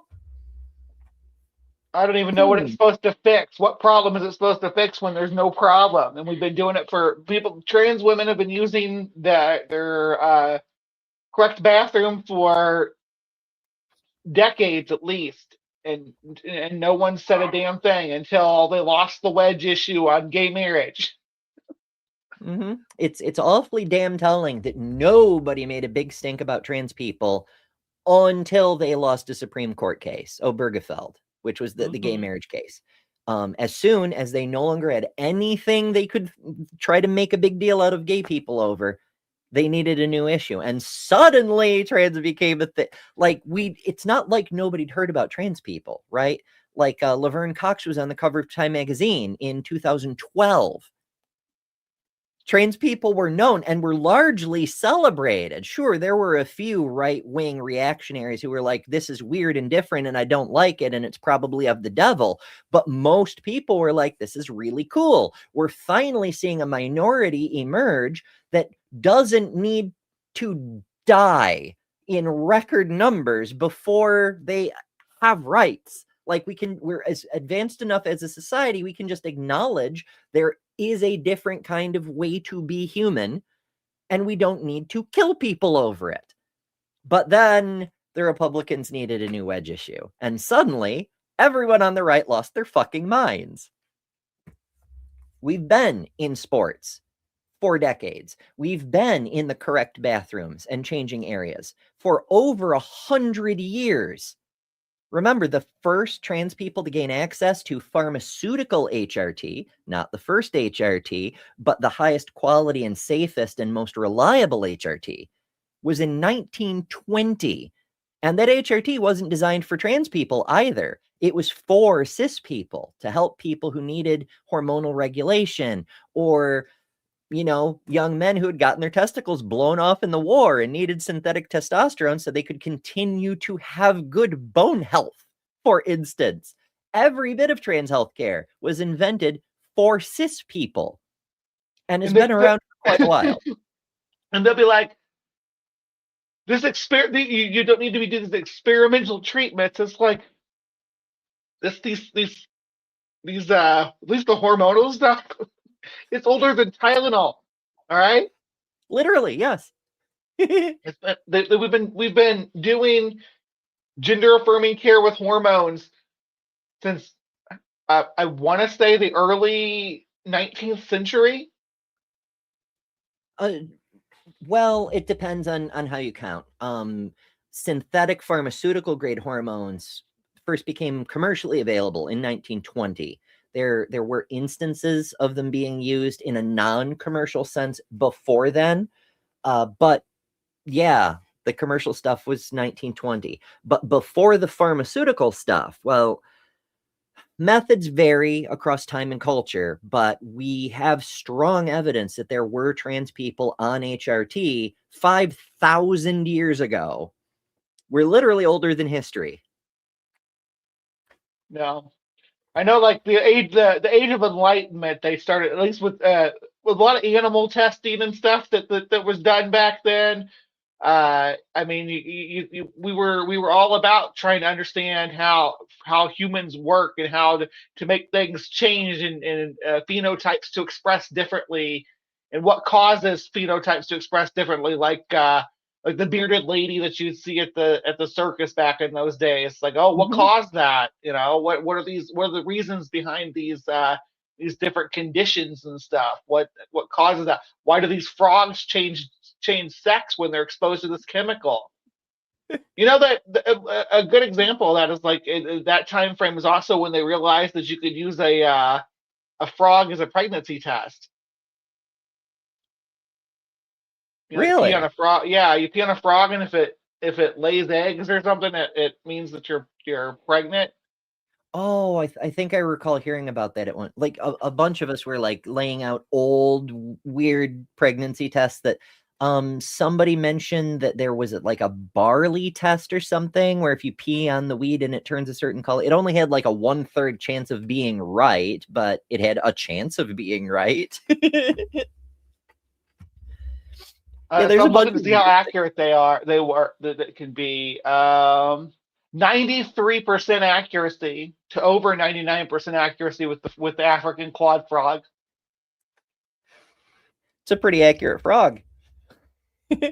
Yeah, pretty dang accurate. I mean, our modern pharmaceutical grade pregnancy tests start getting all boastful on their packaging if they hit 98% accurate. Yeah. Women supposed to go, Helen Joyce? Can I just point out that this means that anyone can go into the ladies, anyone can go into the gents, because we're literally not meant to be able to say to anybody, it's clear that you're not a man, it's clear that you're not a woman. So this is just an end to all. No, you can't say that to anybody. Exactly. Helen Joyce finally gets it. That's exactly right. It is not socially acceptable for you as a stranger to look at anybody and say, you don't look like you belong in here, get out of this public space. You don't have that authority. Mm-hmm. And you also really, and they're doing it anyway, but you don't have the authority to call the freaking cops and say, this person that I suspect, that's really not within your rights to do. That's basically harassment, but people still do it. There's no situation where you should be where you should be able to say to somebody else, you don't look like you belong in this gendered space. And, to be perfectly frank, Helen has absolutely no right it's not in her best interests to maneuver for this world that she's advocating for. Because while she does have long hair, we all know that, men can grow long hair too. There was Fabio, there was the metal bands, there's all those things. So that's not really an indicator. Take the long hair away, take the trimmed eyebrows away, take the lipstick away. And what do you have? You have a face with a fairly high hairline, I must say, a little bit thin on top, kind of broad shoulders. I don't know. Maybe I don't feel safe with someone like that going into my bathroom. Could be a man. Just saying. Yeah, I think that'd be a good way to combat this too, is that you see Helen Joyce in the bathroom or trying to go into a women's bathroom or women's changing room or women's shower room. Confront her about that you don't know that she's really if she's trans or if she's cis, but you don't feel comfortable sharing the space with her because you clocked how she looks. And tell her that. And if everybody tells this woman that every time they see her in public, then maybe it'll get through her head how awful her methodology is. For real. It's like, just tell her, I don't agree with your lifestyle choice. I don't hate you. I just don't feel comfortable sharing space with you. And since this is, a woman's room, maybe you should use the gender neutral. Just so everyone is safe, not to threaten, but it'd be a real shame if something were to, like if my boyfriend or my father or whatever sees you coming into the bathroom with me, he may get a little violent. Not to threaten you, just he may get a little violent. Posey Parker told him that he should come into the women's space to protect me from people like you. I'm just saying, So, I mean, where are transgender women meant to go to the toilet? If they're not happy using the men's, which is where they should go because they are men, then hopefully there's a gender neutral option for them. If there isn't, I'm afraid they're going to have to use the men's, because what is out of order is using the women's, because they are not women, they are male. What do you say to that?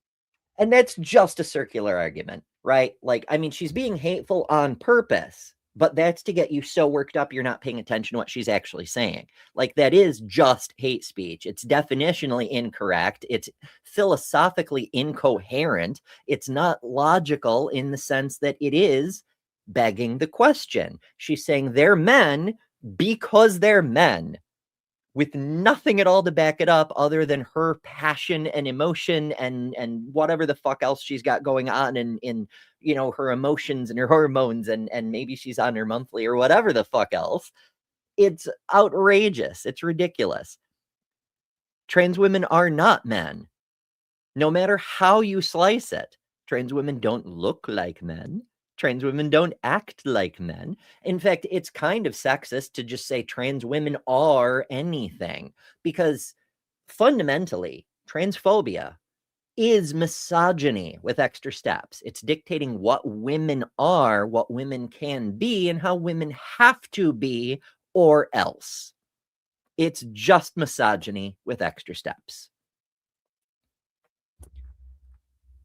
Helen Webberley. The Equality, I was going to go back to real basics. The Equality Act protects people who reassign their sex, and you don't have to have had surgery. You don't have to take hormones. You reassign your sex. And people like Helen Joyce will always say, "Oh goodness, they're just going to go in and pretend." But there are over 262,000 transgender people in our country who need the security to go into spaces that align with their gender identity. And frankly, for us to sit here and permit the language that says a transgender woman is a man is against the law, because and actually the Crown Prosecution Service would consider that as a hate crime. Transgender women are women. But in terms of the Supreme Court ruling, it has said very clearly, for the purpose of the Equality Act, that sex is biological. Yes. So remember we said earlier that the Equality Act looks at two characteristics, sex and gender reassignment. But the Supreme Court ruling, which is only an interpretation of the law, and there are many who say that it's not, does not say that, as you mentioned earlier, and if I might disagree with you, it does not say that transgender women are men. It still absolutely protects transgender women as women. But then when it was talking about sex as a protected characteristic, it said for the sex one, we are talking about biology, but it didn't erase the... And it's worth noting, it didn't specify what it means by biology. Are we talking about gametes? Are we talking about chromosomes? Are we talking about phenotype? Are we talking about the ability to produce magnificent motherly milkers? What do we mean by biology? You know? It doesn't actually say. I want to point out that it looks like Webberley is a little shaken. She's having a tough time keeping up, but you can see both Joe and Helen are edging to try to cut in, and she has to, like I said in the intro, she has to explain a lot of complicated concepts that interrelate with each other all at the same time, without being interrupted. It's a little off-putting. It feels like a 2-on-1 for her, because in some ways it is, you know? Gender reassignment as a protected characteristic, which means it's real. It hasn't erased gender reassignment surgery, but for the purposes, surgery, gender reassignment. But for the purposes of people who are providing services and single spaces, sex is biological. That was very clear. Well, that was very clear. Well, we can debate that. I will just say Sex Matters intervened on the winning Why side. is the moderator picking a fight with one of the...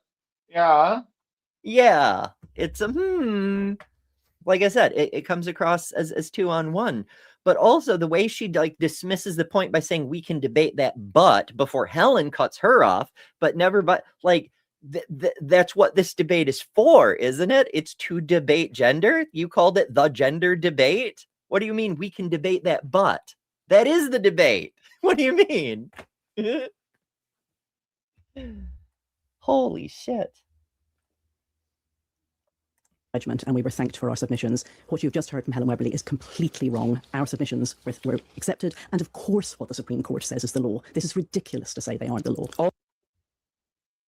Helen is a little partial to the Supreme Court ruling, because one of the fun aspects of that particular ruling is that there were what are called briefs filed by various organizations that claimed to have an interest in the outcome of the case.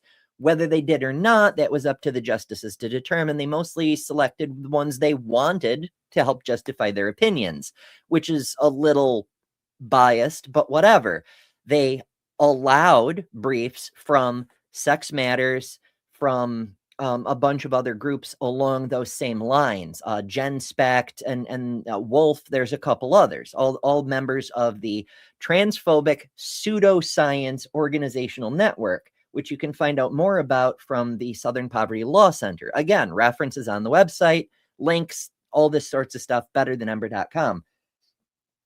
Helen's group, Sex Matters, sent in a brief, which is their position on the thing and their claim to have standing, to have a position on the thing.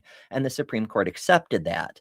They did not accept the briefs from organizations that actually do have standing on these matters, but that's not here or there. the point is that the Supreme Court accepted information that says gender shouldn't be considered for terms of law. Sex must be only biology. And they accepted all of those briefs, and they rejected all the briefs from the National Health Organization, from the World Health Organization, from all the various physicians groups and psychology groups and endocrinology groups, all the people who know what the fuck they're talking about. They rejected all of those and selected what Helen and her friends had to say instead. And then they ruled in a way that Helen thinks matches what she wants, because she doesn't actually understand what the fuck she's talking about. The words on the page are the same words that she says, but they don't mean what she thinks they do. But details. On that, gender medicine next. We're going to talk about adults and then children. Don't go anywhere. So I guess they're going to talk about adults and then children, so don't go anywhere. But while you're not going anywhere, why not take a second to hit the subscribe button? It helps the channel, and also you'll get more stuff like this in your personalized feed, and not just stuff like this. I do this show when I can, when I have both the time and the ability to do so. But every weekday, Monday through Friday at 11 a.m. Eastern, we do another show called Learn Together Live, which is a bit more chill. It's where we learn things together, live. It's what's on the tin. And there's other assorted bonus programming that pops up here from time to time. Usually on Saturdays, we do a debate review of like more regular debates, like theists versus atheists or creationists versus scientists, this sort of thing. This week, we're off from that because my normal co-host is having an actual debate today. And depending on when this wraps up, we may redirect you over to that if you're up for more debate reviews type stuff. But suffice it to say, there's a bunch of stuff that happens on this channel. Subscribe. It'll be neat. And while you're doing that, also subscribe at Hiveside, Bree's channel, because she does much more laid back, cool stuff the rest of the time too. Yeah, I have all kinds of fun stuff going on my channel, and barely any of it's trans related. So I don't talk about this topic very much anymore since we took a break from the trans positions. I don't know when and what's happening with that, but someday we might get it back up and running. I don't know. Who's to say what the future holds? But yeah, Bree's own channel, Hiveside, is mostly, well, I don't know if about science is really the correct description, because you cover a few different things. You cover cryptids, you cover weirdness, for lack of a better term, people who claim to have magical powers and all sorts of interesting stuff. And you also cover beasties. And sometimes they're just normal beasties, just the science about the critters. Yeah, well, there's a lot of overlap between my channel exists at the overlap at the intersection between folklore and science. Yeah, that's how I like to describe it. Like I'll say cryptozoology is the intersection between folklore and zoology, right? And any other field of science that has a woo level intersection, whether you're talking about Tartaria or you're trying to bend spoons with your mind, there's a scientific way to approach these claims and to find out if they're real, and that's what I like to do. So come hang out at Hiveside. By the way, we broke 1,400 this morning. We did. Blew right past it. Yeah, blew right past it. like a buzzy bee flying along. Bees they're not really racers, are they? I don't know. It seemed fun at the time. Now, if only we could apply the same scientific method to Helen Joyce's arguments, or more precisely to get Helen Joyce to apply science to her arguments. Because as we've discussed on Learn Together Live and its predecessor show, the thing that defines science as we understand it in the modern paradigm is falsifiability. It's the ability to take your model and make a prediction and then test that prediction to see if it's true or if it's false. every single time Helen Joyce's position has been put into such a model with falsifiability, it has been falsified every single time. But then Helen Joyce and her cohorts turn around and say, oh, well, that's just a conspiracy. It's all the physicians, it's all the psychologists, it's all the endocrinologists and the pediatricians and all of them. All of them are lying to everyone to hide the truth from you for some nefarious reason. It's the Jews, according to Helen, page 197 of her book, but never mind that. It's a conspiracy. Every single time they're falsified, they throw up a smokescreen about a conspiracy and then just go back to saying, we can always tell. Somehow. By magic, I guess. Which is why I say gender criticalism is a conspiracy theory.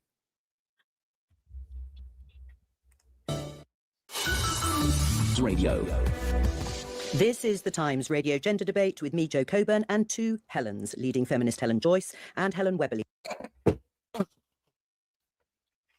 Even if Helen Joyce were a feminist, and to be clear, she's an anti-feminist, as we've been covering this entire time, everything she stands for is the policing of women's appearance and roles and what a woman can do, what makes a woman.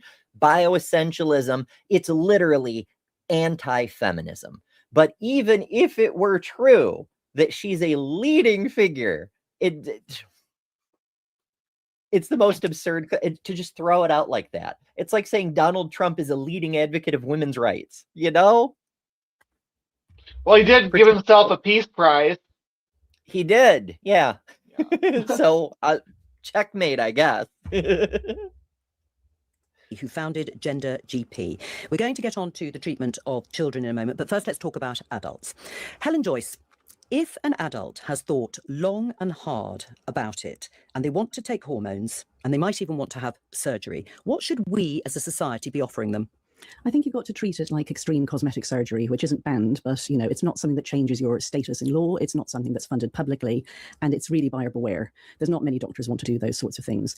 We heard some total misinformation on the subject. It should be noted, none of what Joyce just said is true.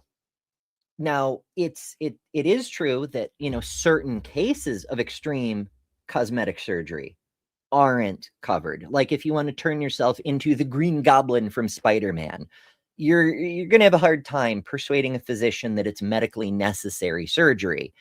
But if, for example, you have gigantic mummy milkers and they cause you a great deal of back pain, you'll have a fairly easy time convincing a physician that it's medically necessary for your quality of life to have a breast reduction.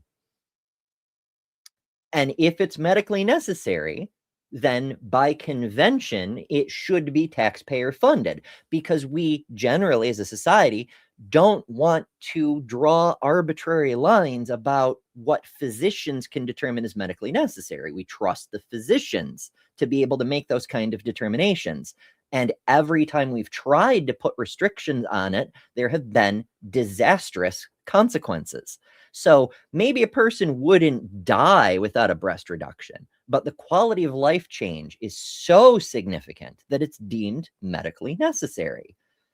And sometimes it's a little less obvious than that. For example, if those breasts are a little smaller and they happen to be on a male body, now it's gynecomastia. It's the same surgery. It's still top surgery. It's still a double mastectomy.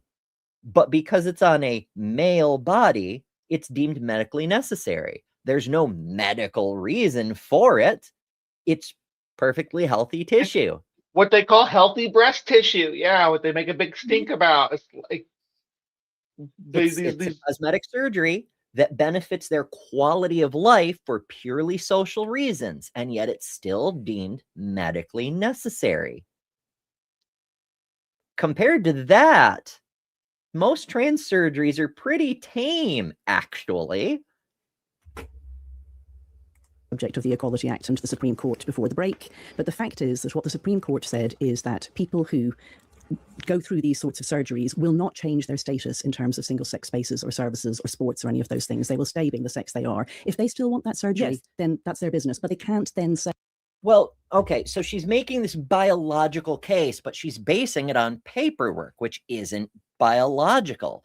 Like, if you want to make a legitimate case that a trans person stays the sex they actually are, then you have to deal with the strong argument from biological science, from physiology, that the sex they are must then be the one that they're transitioning into. That's their true essential sex.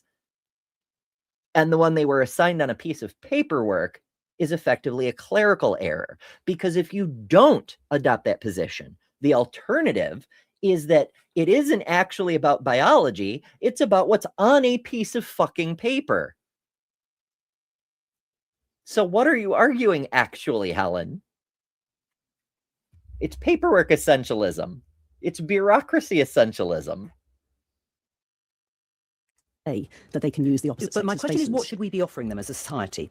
I mean, forbearance, no legal status change. I mean, But you what know, about services? And what about more people perhaps offering the sorts of services that Helen Webberley is offering? well, I'd like to see it treated like any other form of medicine, that people show us, decent studies that show that this improves quality of life, because none have. Right. I mean, Helen All of them have. Right? All of them. Even the fucking CAS review, which is not peer reviewed and has been panned by every medical organization that's looked at it. All of them. Even that one, its own unique research on puberty blockers, for example, found that while they don't improve mental health, that's not the point of puberty blockers. The point of puberty blockers is to keep mental health from declining while a child waits for the opportunity to go on actual HRT. And puberty blockers, according to the CAS review, are effective at the thing they're supposed to do. They prevent the decline of mental health during that waiting period. So, yes, every single study has shown they're effective, including the ones that Helen believes in. Webberley, should it be on demand for adults? Should people have any mental health assessment before taking any treatment, drugs, or having surgery? And I think the person that's missing in this question is the person who's asking for that medical intervention. And I've been a doctor for 33 years, and in the whole of that time, I've never known a medical condition or a medical treatment being debated by mathematicians and statisticians saying, Oh, she got her. She got her, folks. Zing. And it is a valid point, though. Like, there is no other condition that people think is okay for debate. Like, we get debates over whether women should have rights. We get debates over the Jewish question and other things that are so obviously bigoted. But there is no other medical condition that people debate over or feel entitled to debate over. They just go, oh, that's what doctors are supposed to do, is help people with that kind of thing. They understand. And it's I realize in today's society where everyone has an expert level opinion on every fucking thing that they can ask ChatGPT about, it's really hard to find things where people will throw up their hands and be like, that's a doctor question, that's not a me question. That's still one of those things. Oh, what should you do about an inflamed appendix? You should call a doctor is what you should do, because I don't fucking know. You need a doctor for that, you know? Only with trans healthcare do people feel like no matter what their background or credentials, they somehow have the necessary qualifications to debate the topic. I love that shade. What's that? She's like, I love that shade. Where statisticians and mathematicians are debating the efficacy of a medical treatment. If there was any other medical treatment that was effective as or had as low of a regret rate, it was essentially as effective as gender affirming care. In any other field, we'd call it a miracle treatment, right? It'd be lauded as the next big thing. But because it's treating gender dysphoria and they don't want gender dysphoria to be treated, they want us to just live with it. They don't like GAC, regardless of how effective it is. Really fascinating is that that's exactly what's happening when it's being used for cis people, which is it's so wild. So there's a trend here in the US. I don't know about the rest of the world offhand, but a lot of women who are experiencing various kinds of sexual dysfunction, like dryness, shall we say, are getting prescribed testosterone because it increases their libido and helps them be a little bit more aggressive when it comes to adult fun time, which helps with the lubrication issue, reduces pain, makes it more enjoyable. TLDR, it has such a low regret rate that it's being heralded as a miracle treatment for cis women. So cis women can have all the testosterone they want. Cis men can have all the testosterone they want, but trans men, not you. No testosterone, because you actually need the testosterone. No testosterone for you. What the fuck are we doing? It shouldn't be available, or classifying it as. Do you think as it should just be extreme. doctors like you? Well, it's between the doctor and the patient. You know, that's what medicine is. A patient has a medical condition or a diagnosis, or is requesting a treatment, requesting a pathway, and they go and discuss that with their doctor. The fact that we've widened this out to non-medics to have an opinion on what a patient can have, I mean, I can't equate it with any other medical condition. That's ridiculous. We do this. Yeah. Like what? As a general rule, people do tend to think that treatment should be between a patient and a physician. Right? You wouldn't, if your child needs open heart surgery to not die, you wouldn't want a politician walking in there to decide for you whether the surgery should be allowed or not. You certainly wouldn't want people to hold a fucking referendum about it. Or and they have medical boards that make these treatment decisions that are like, this is the best way to treat this condition. There's medical research and decades of treatment plan structure behind what's approved by the board, right? That they have to adhere to. That when they get their audits, that everything has to be on the up and up with. So it's a self-regulating system. They need to get their freaking hands out of it. They're being creepy and weird. Yeah, it wouldn't be normal for, a random mathematician to walk into a maternity wing of a hospital and start telling the doctors who gets a C-section or not. Who the fuck are you to have an opinion? You don't know what you're doing. Bloody hell. All the time. Epidemiologists and statisticians talk all the time about medicine. I worked for the Royal Statistical Society for many years. My PhD is in mathematics. My second subject was statistics. I literally edited the magazine of the Royal Statistical Society. I interviewed the statisticians who, after the Second World War... Yes, we know you're a mathematician. That's the point. Dr. Webberley just shot at you about. She was passive-aggressively saying, you specifically, Helen Joyce, do not have a background to talk in this. Why are we You are unqualified for these conversations? Worked out how randomized control trials worked. We absolutely do not just say, this is what you want. We actually work out what works in medicine. And by the way, the rest of us pay for this through the NHS. So the idea that this is just the patient comes in and says what they want and the doctor gives it to them, the rest of us just go along with that. That's completely absurd and absolutely not how it works. That kind of is, though, in many situations, right? Like if you go into an optometrist and you say, doctor, I can't see very well, I would like some glasses. Then they give you fucking glasses. There's no, you have to go see a psychiatrist for 6 months to prove that your vision is a continuing problem. They treat you, they find out what you need, they give you a prescription, and then you can fucking see. That's exactly how it's done. When you have knee pain, you go into the doctor and say, I have knee pain. They don't make you go to a psychologist for 6 months to prove that it's consistent and persistent and so forth. They treat the fucking knee pain. Get a load of this, Ember. If you have terminal cancer, and there's a treatment option that's going to cause you to have to go on chemo and be sick all the time, you get to make that choice as the patient, right? Helen Joyce doesn't even come in and make an assessment at all of statistics of your survival or using her statistical analysis expertise. You get to decide, just you as a person who says, do I want to pursue this path or enjoy my last few months alive? You know, it's your decision.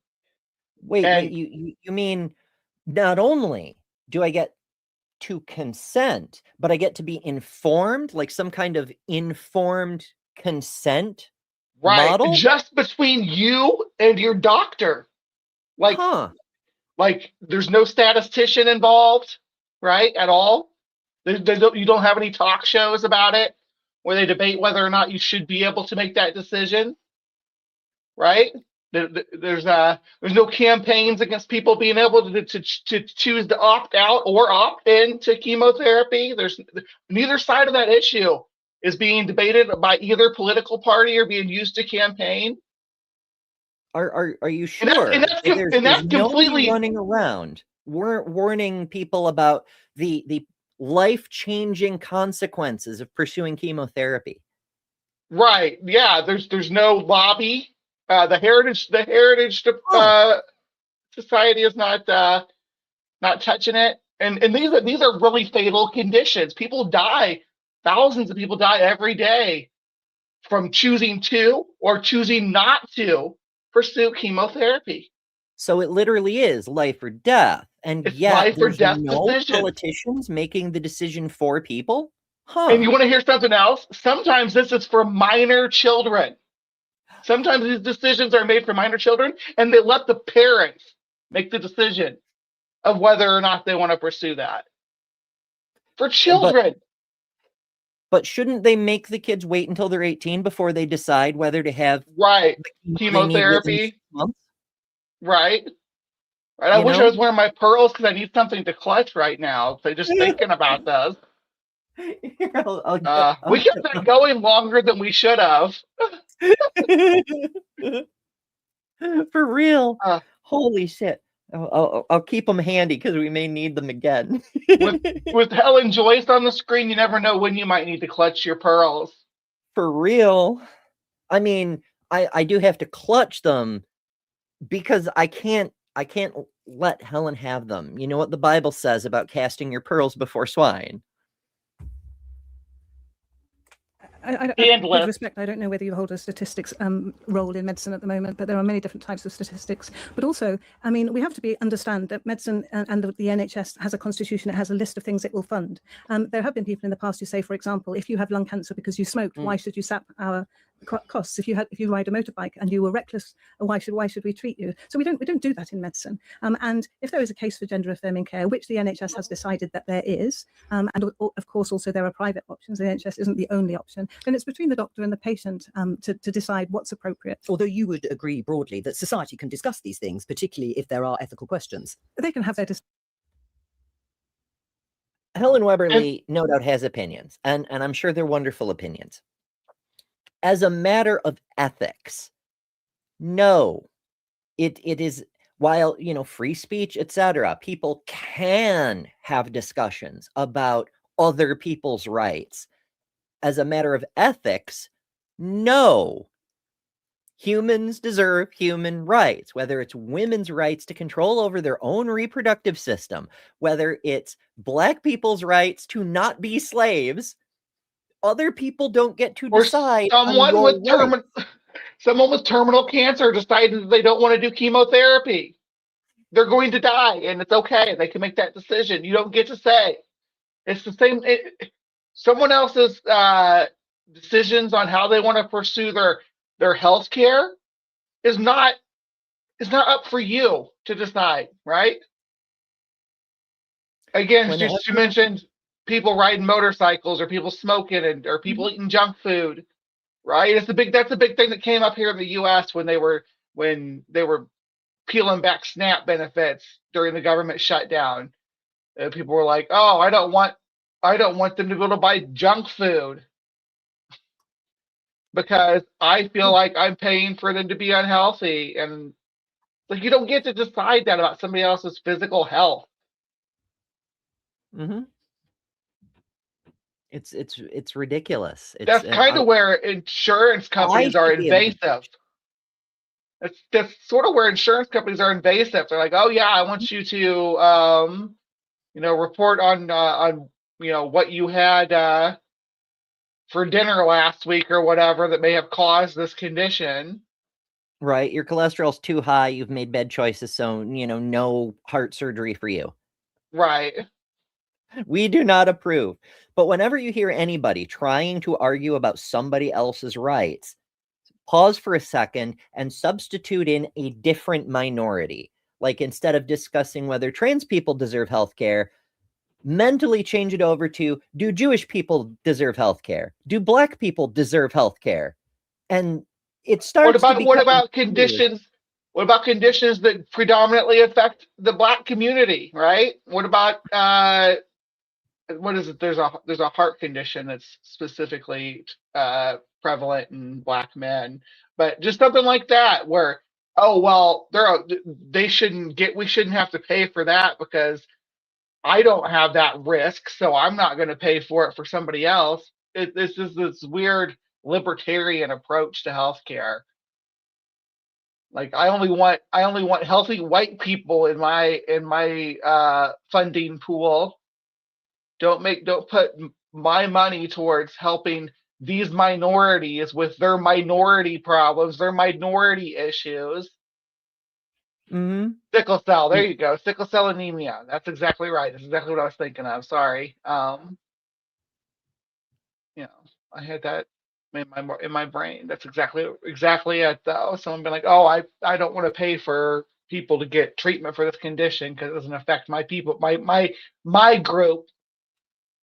Yeah, and that's exactly what it inevitably boils down to, is by denying healthcare to a group of people, regardless of the justification, the ad hoc excuses made, it's a way to cut them down, to lower their numbers, to erase them, to eliminate them, to eradicate them, some might say. And on that note, I have a short collection of clips of people saying horrible things along those lines, including Helen Joyce.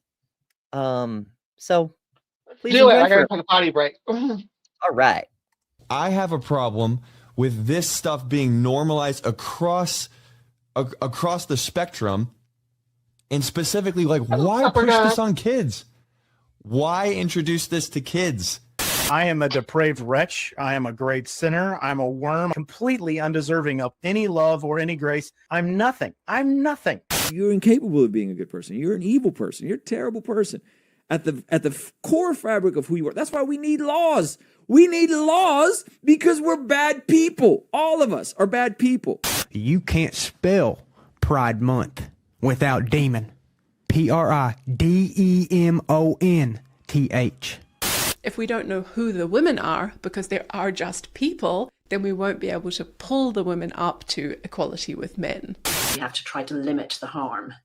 And that means reducing or keeping down the number of people who transition. And that's for two reasons. One of them is that every one of those people is a person who's been damaged. But the second one is every one of those people is basically, a huge problem to a sane world. Transgenderism must be eradicated. The LGBT, transgender, grooming our children's minds is a national security threat. We need to hold people for treason, start having some public hearings, and start executing people. I will use whatever gives me victory. I don't care about the truth, and I don't care about the law. I care about one thing, the control. But then they rigged the election, and now we won, so I'm going to be your president. Then what happened is they rigged the election, and I became president, so that was a good thing. I agreed with many, many things you said during, in fact, probably more than most other candidates when you were running for president, but I still would not have voted for you because you're an Indian. I just want to say I feel good about the Republican Party. I feel good about where we're going as a nation. We're killing all the right people and we're cutting your taxes. it was actually a tremendous blessing to these children for them to be killed and go to heaven and be with God. We've been hoodwinked. We've been taken in by an ideology crafted by creeps and then pushed on children. Stop letting people pressure you into thinking. If they die, they die. I want to be ignorant, honestly. Being a Christian doesn't exclude us from experiencing spiritual dryness. We're bad people. All of us are bad people. I should probably make a vertical version of that supercut, but you get the idea. Yeah. Oh, goodness. And that's sort of what's going on here is all of the nonsense, all of the rigmarole. It isn't just about trans people. We're just the easiest target. It's about all of that together. It's about control. Taking our bodily autonomy is the first step to taking your bodily autonomy. And making all the undesirables go away. Whoever it is who decides that. Discussions, but I think when we're missing the paper. I love being undesirable to people like Helen Joyce. I honestly do. I honestly like being a huge problem to her sane world. It brings me great joy. So, like, what does that even mean? Like, right? I realize it's rhetorical. It's supposed to be like, oh, anyone who opposes Helen Joyce, therefore, is insane. But what does it mean? You know?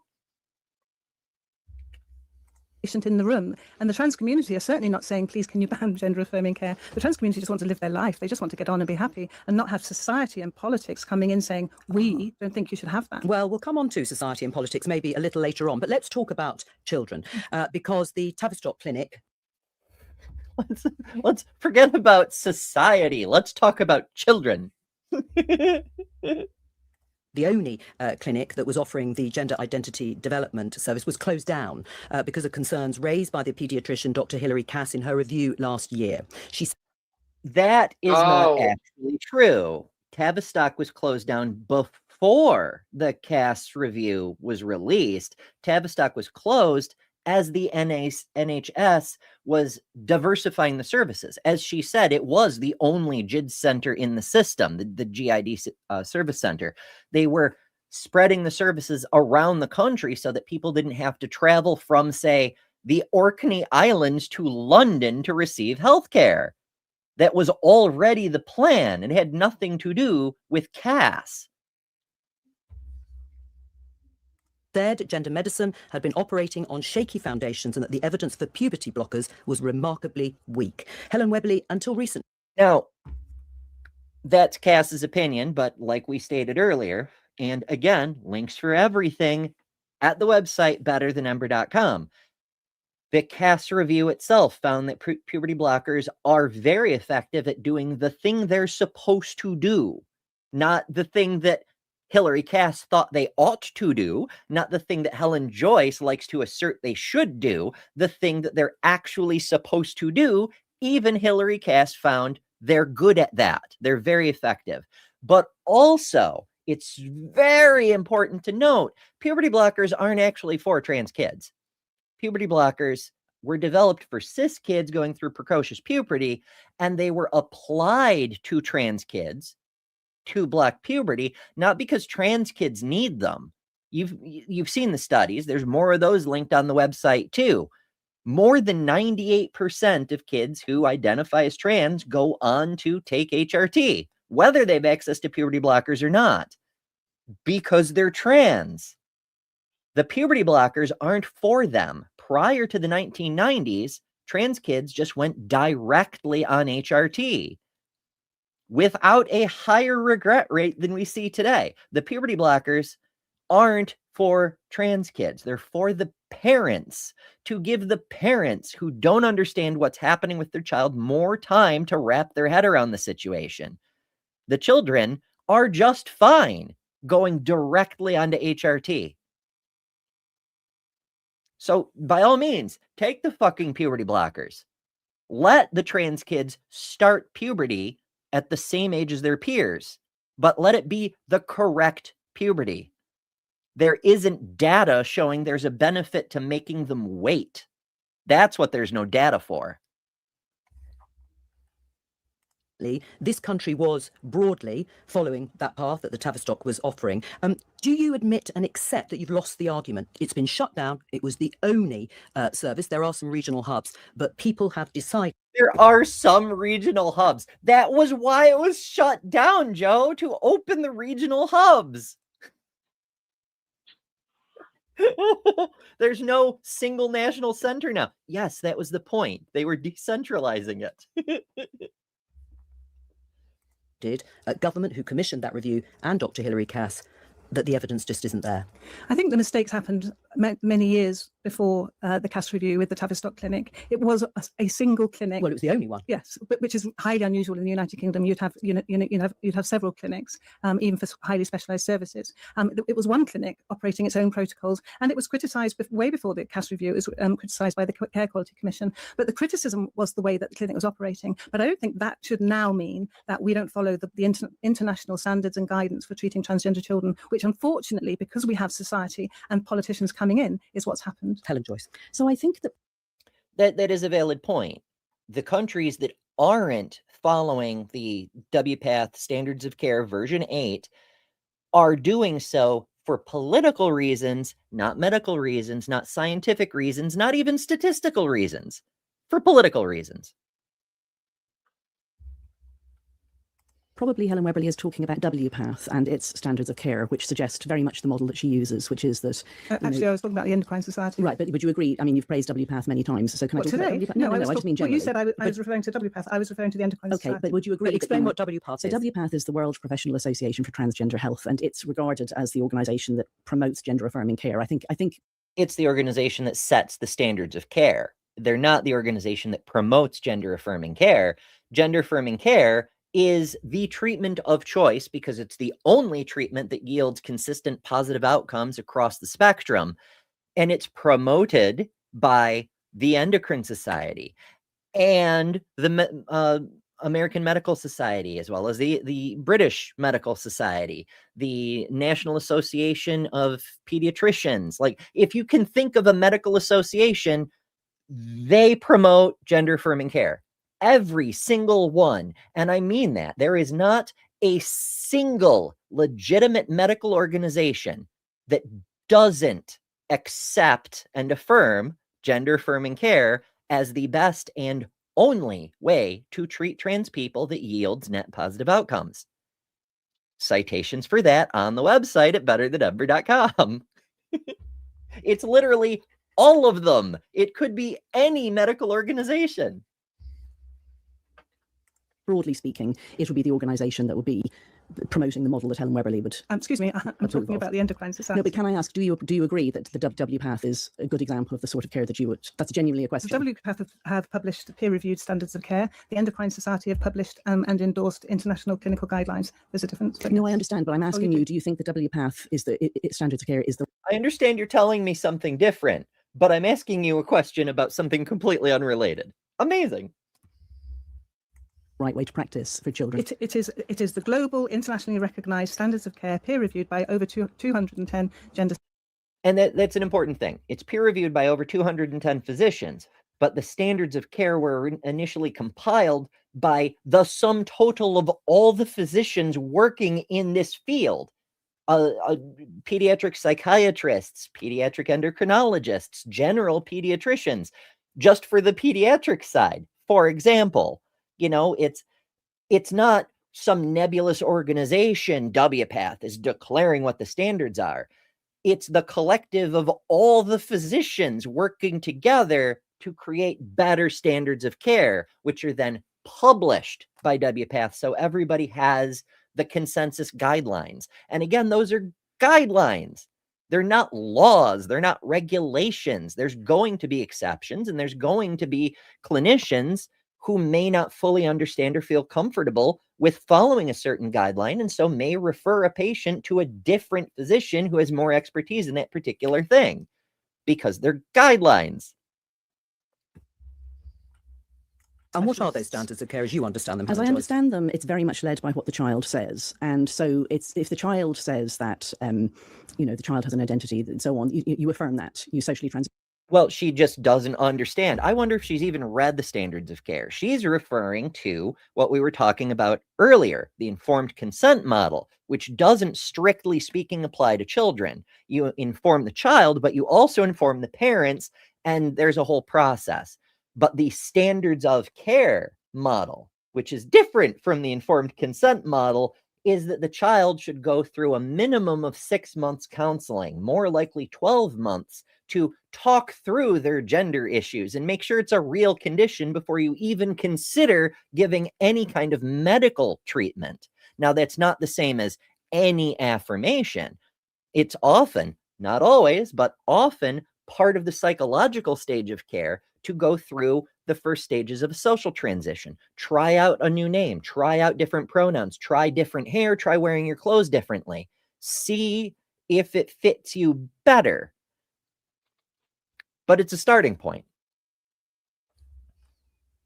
the child, you present them as the opposite sex or as non-binary, and then you consider blocking their puberty, and then you consider cross-sex hormones if that's what the child wants to fulfill their embodiment goals. And that's what was going on at the Tavistock Clinic, Helen Webberley. Yeah, no, I think they were actually much more conservative than that. So WPATH is very, very much more lax than, they don't particularly suggest any particular investigations beforehand. And you think that's wrong, to follow the child, the lead of the child? Yes, absolutely. You don't? Well, again, we have. Why wouldn't you? Because again, what is the consequence? Now, like I just said, what Helen said is not factually true. There is a model that follows that line, but that's not the model recommended in Standards of Care 8. I don't know what the hell they were doing in Tavistock because, again, I'm not a UK citizen. But according to Helen Joyce, they were more conservative than the Standards of Care 8. So, cool, whatever the fuck that means. But what is the consequence? What if they did say, go ahead and live your life and be happy? What the fuck is wrong with letting a child live and be happy? You can't be British, I guess. Okay, I was just wondering if you were frozen because you haven't moved in several minutes. Me? Somebody sent me something. I was reading it. Aha. About the situation up in Minneapolis, unfortunately, but I see. Yeah, I was starting to wonder if we'd lost connection and you were frozen or something. No, I'm sorry. It just it's very. Sometimes this type of stuff gets me very distracted. It's scary. It's true. The real world keeps on real worlding on us. Yeah, we did. If you watch Java and Jugs on Monday mornings, we did, or Ember did, and led the way on it. The coverage on how to handle yourself in a protest situation. So keep that in mind. 2 weeks ago. Yeah, it's definitely something to consider. Although the situation is changing very, very quickly. There's already United States attorneys suggesting that maybe the Second Amendment shouldn't apply in the US anymore. It turns out it was actually MAGA who was coming for your guns all along. Who could have guessed that? Oh, go figure. We're projecting. Go figure.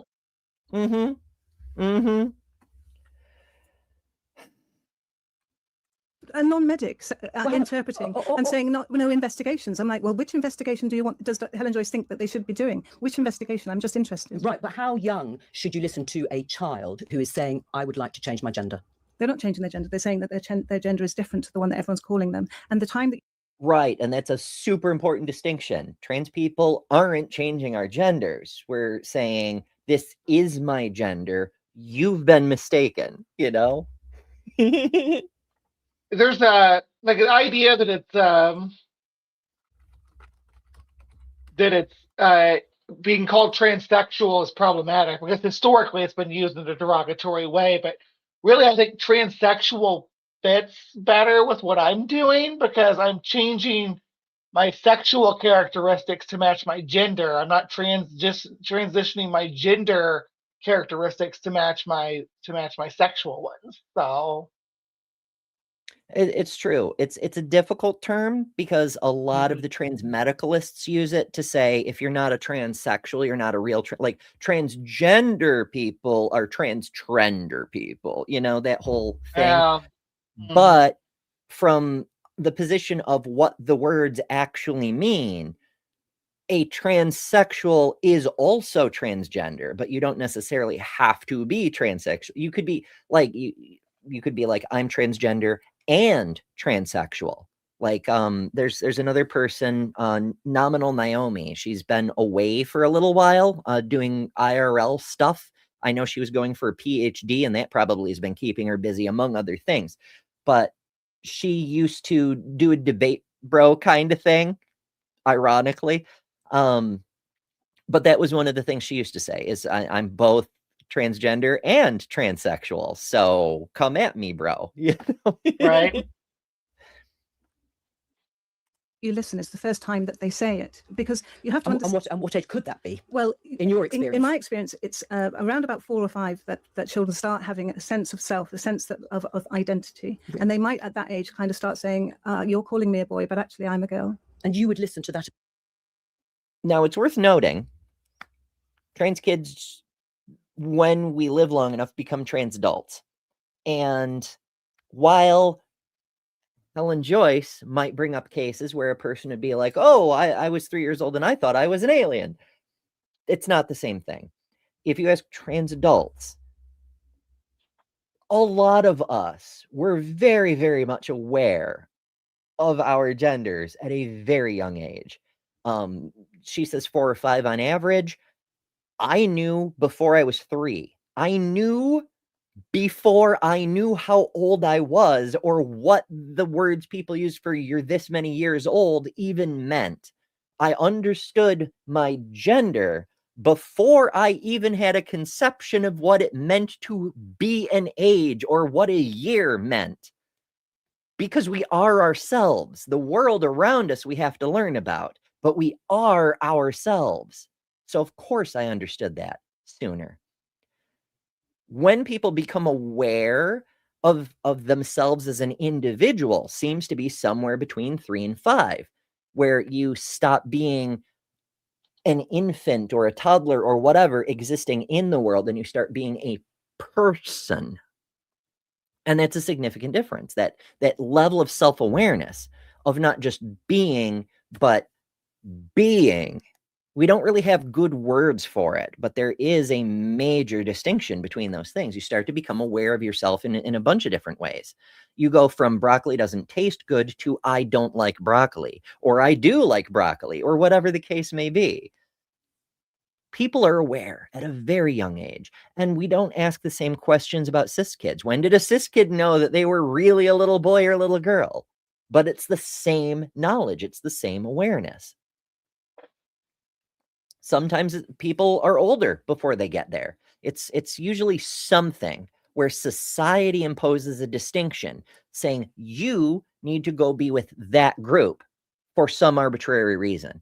When people suddenly realize, I don't belong with that group. I belong with that group. That's where I fit in. And that's when they realize their gender is not what other people have told them it is.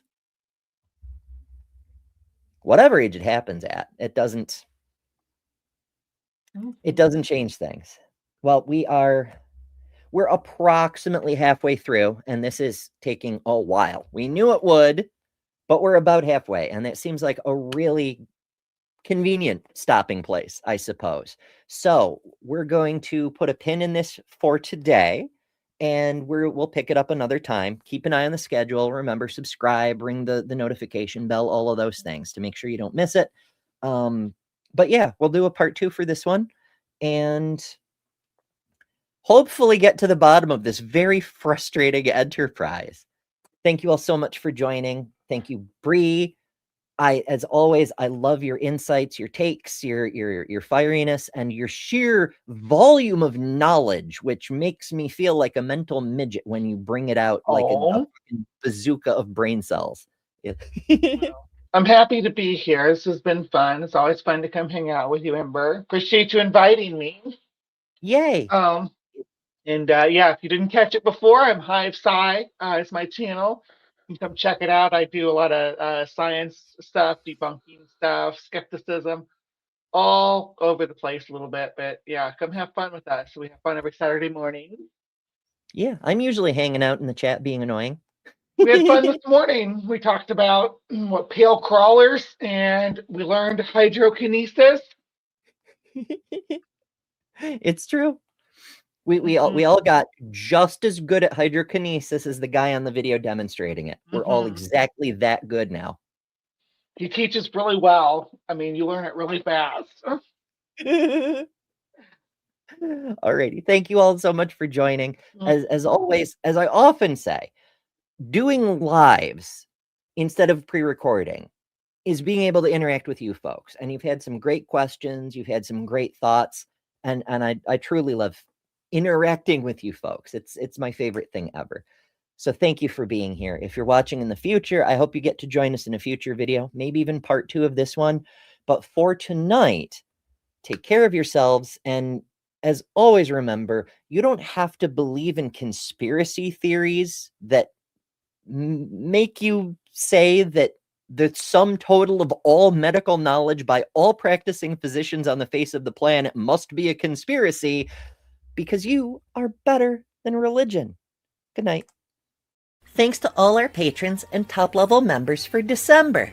Miranda, Karen Butcher, Jessica the Transmetal Alchemist, Robin Webster, Maya Adkison, Jimmy Tux, Ian Chen, Lilith, Ember Lynn, The Barely Bearable Atheist, Eric Wander, Jason Jacoby, Lil of All Trades, Deviant Outcast, Kelly King, the Detroit Atheist Queen, The Mighty Filbert, Secular Feelinist, and Geo Sam. And you can add your name here next month by signing up at patreon.com/betterthanember, or by joining Emberships here on YouTube at the Cinder level, which includes all the custom emojis, tons of member-exclusive content, member-only live streams, and a bunch of other stuff. I deeply appreciate all the supporters who keep this channel going. Thank you so much. Because of you, we're building a wonderful community that I'm very proud of.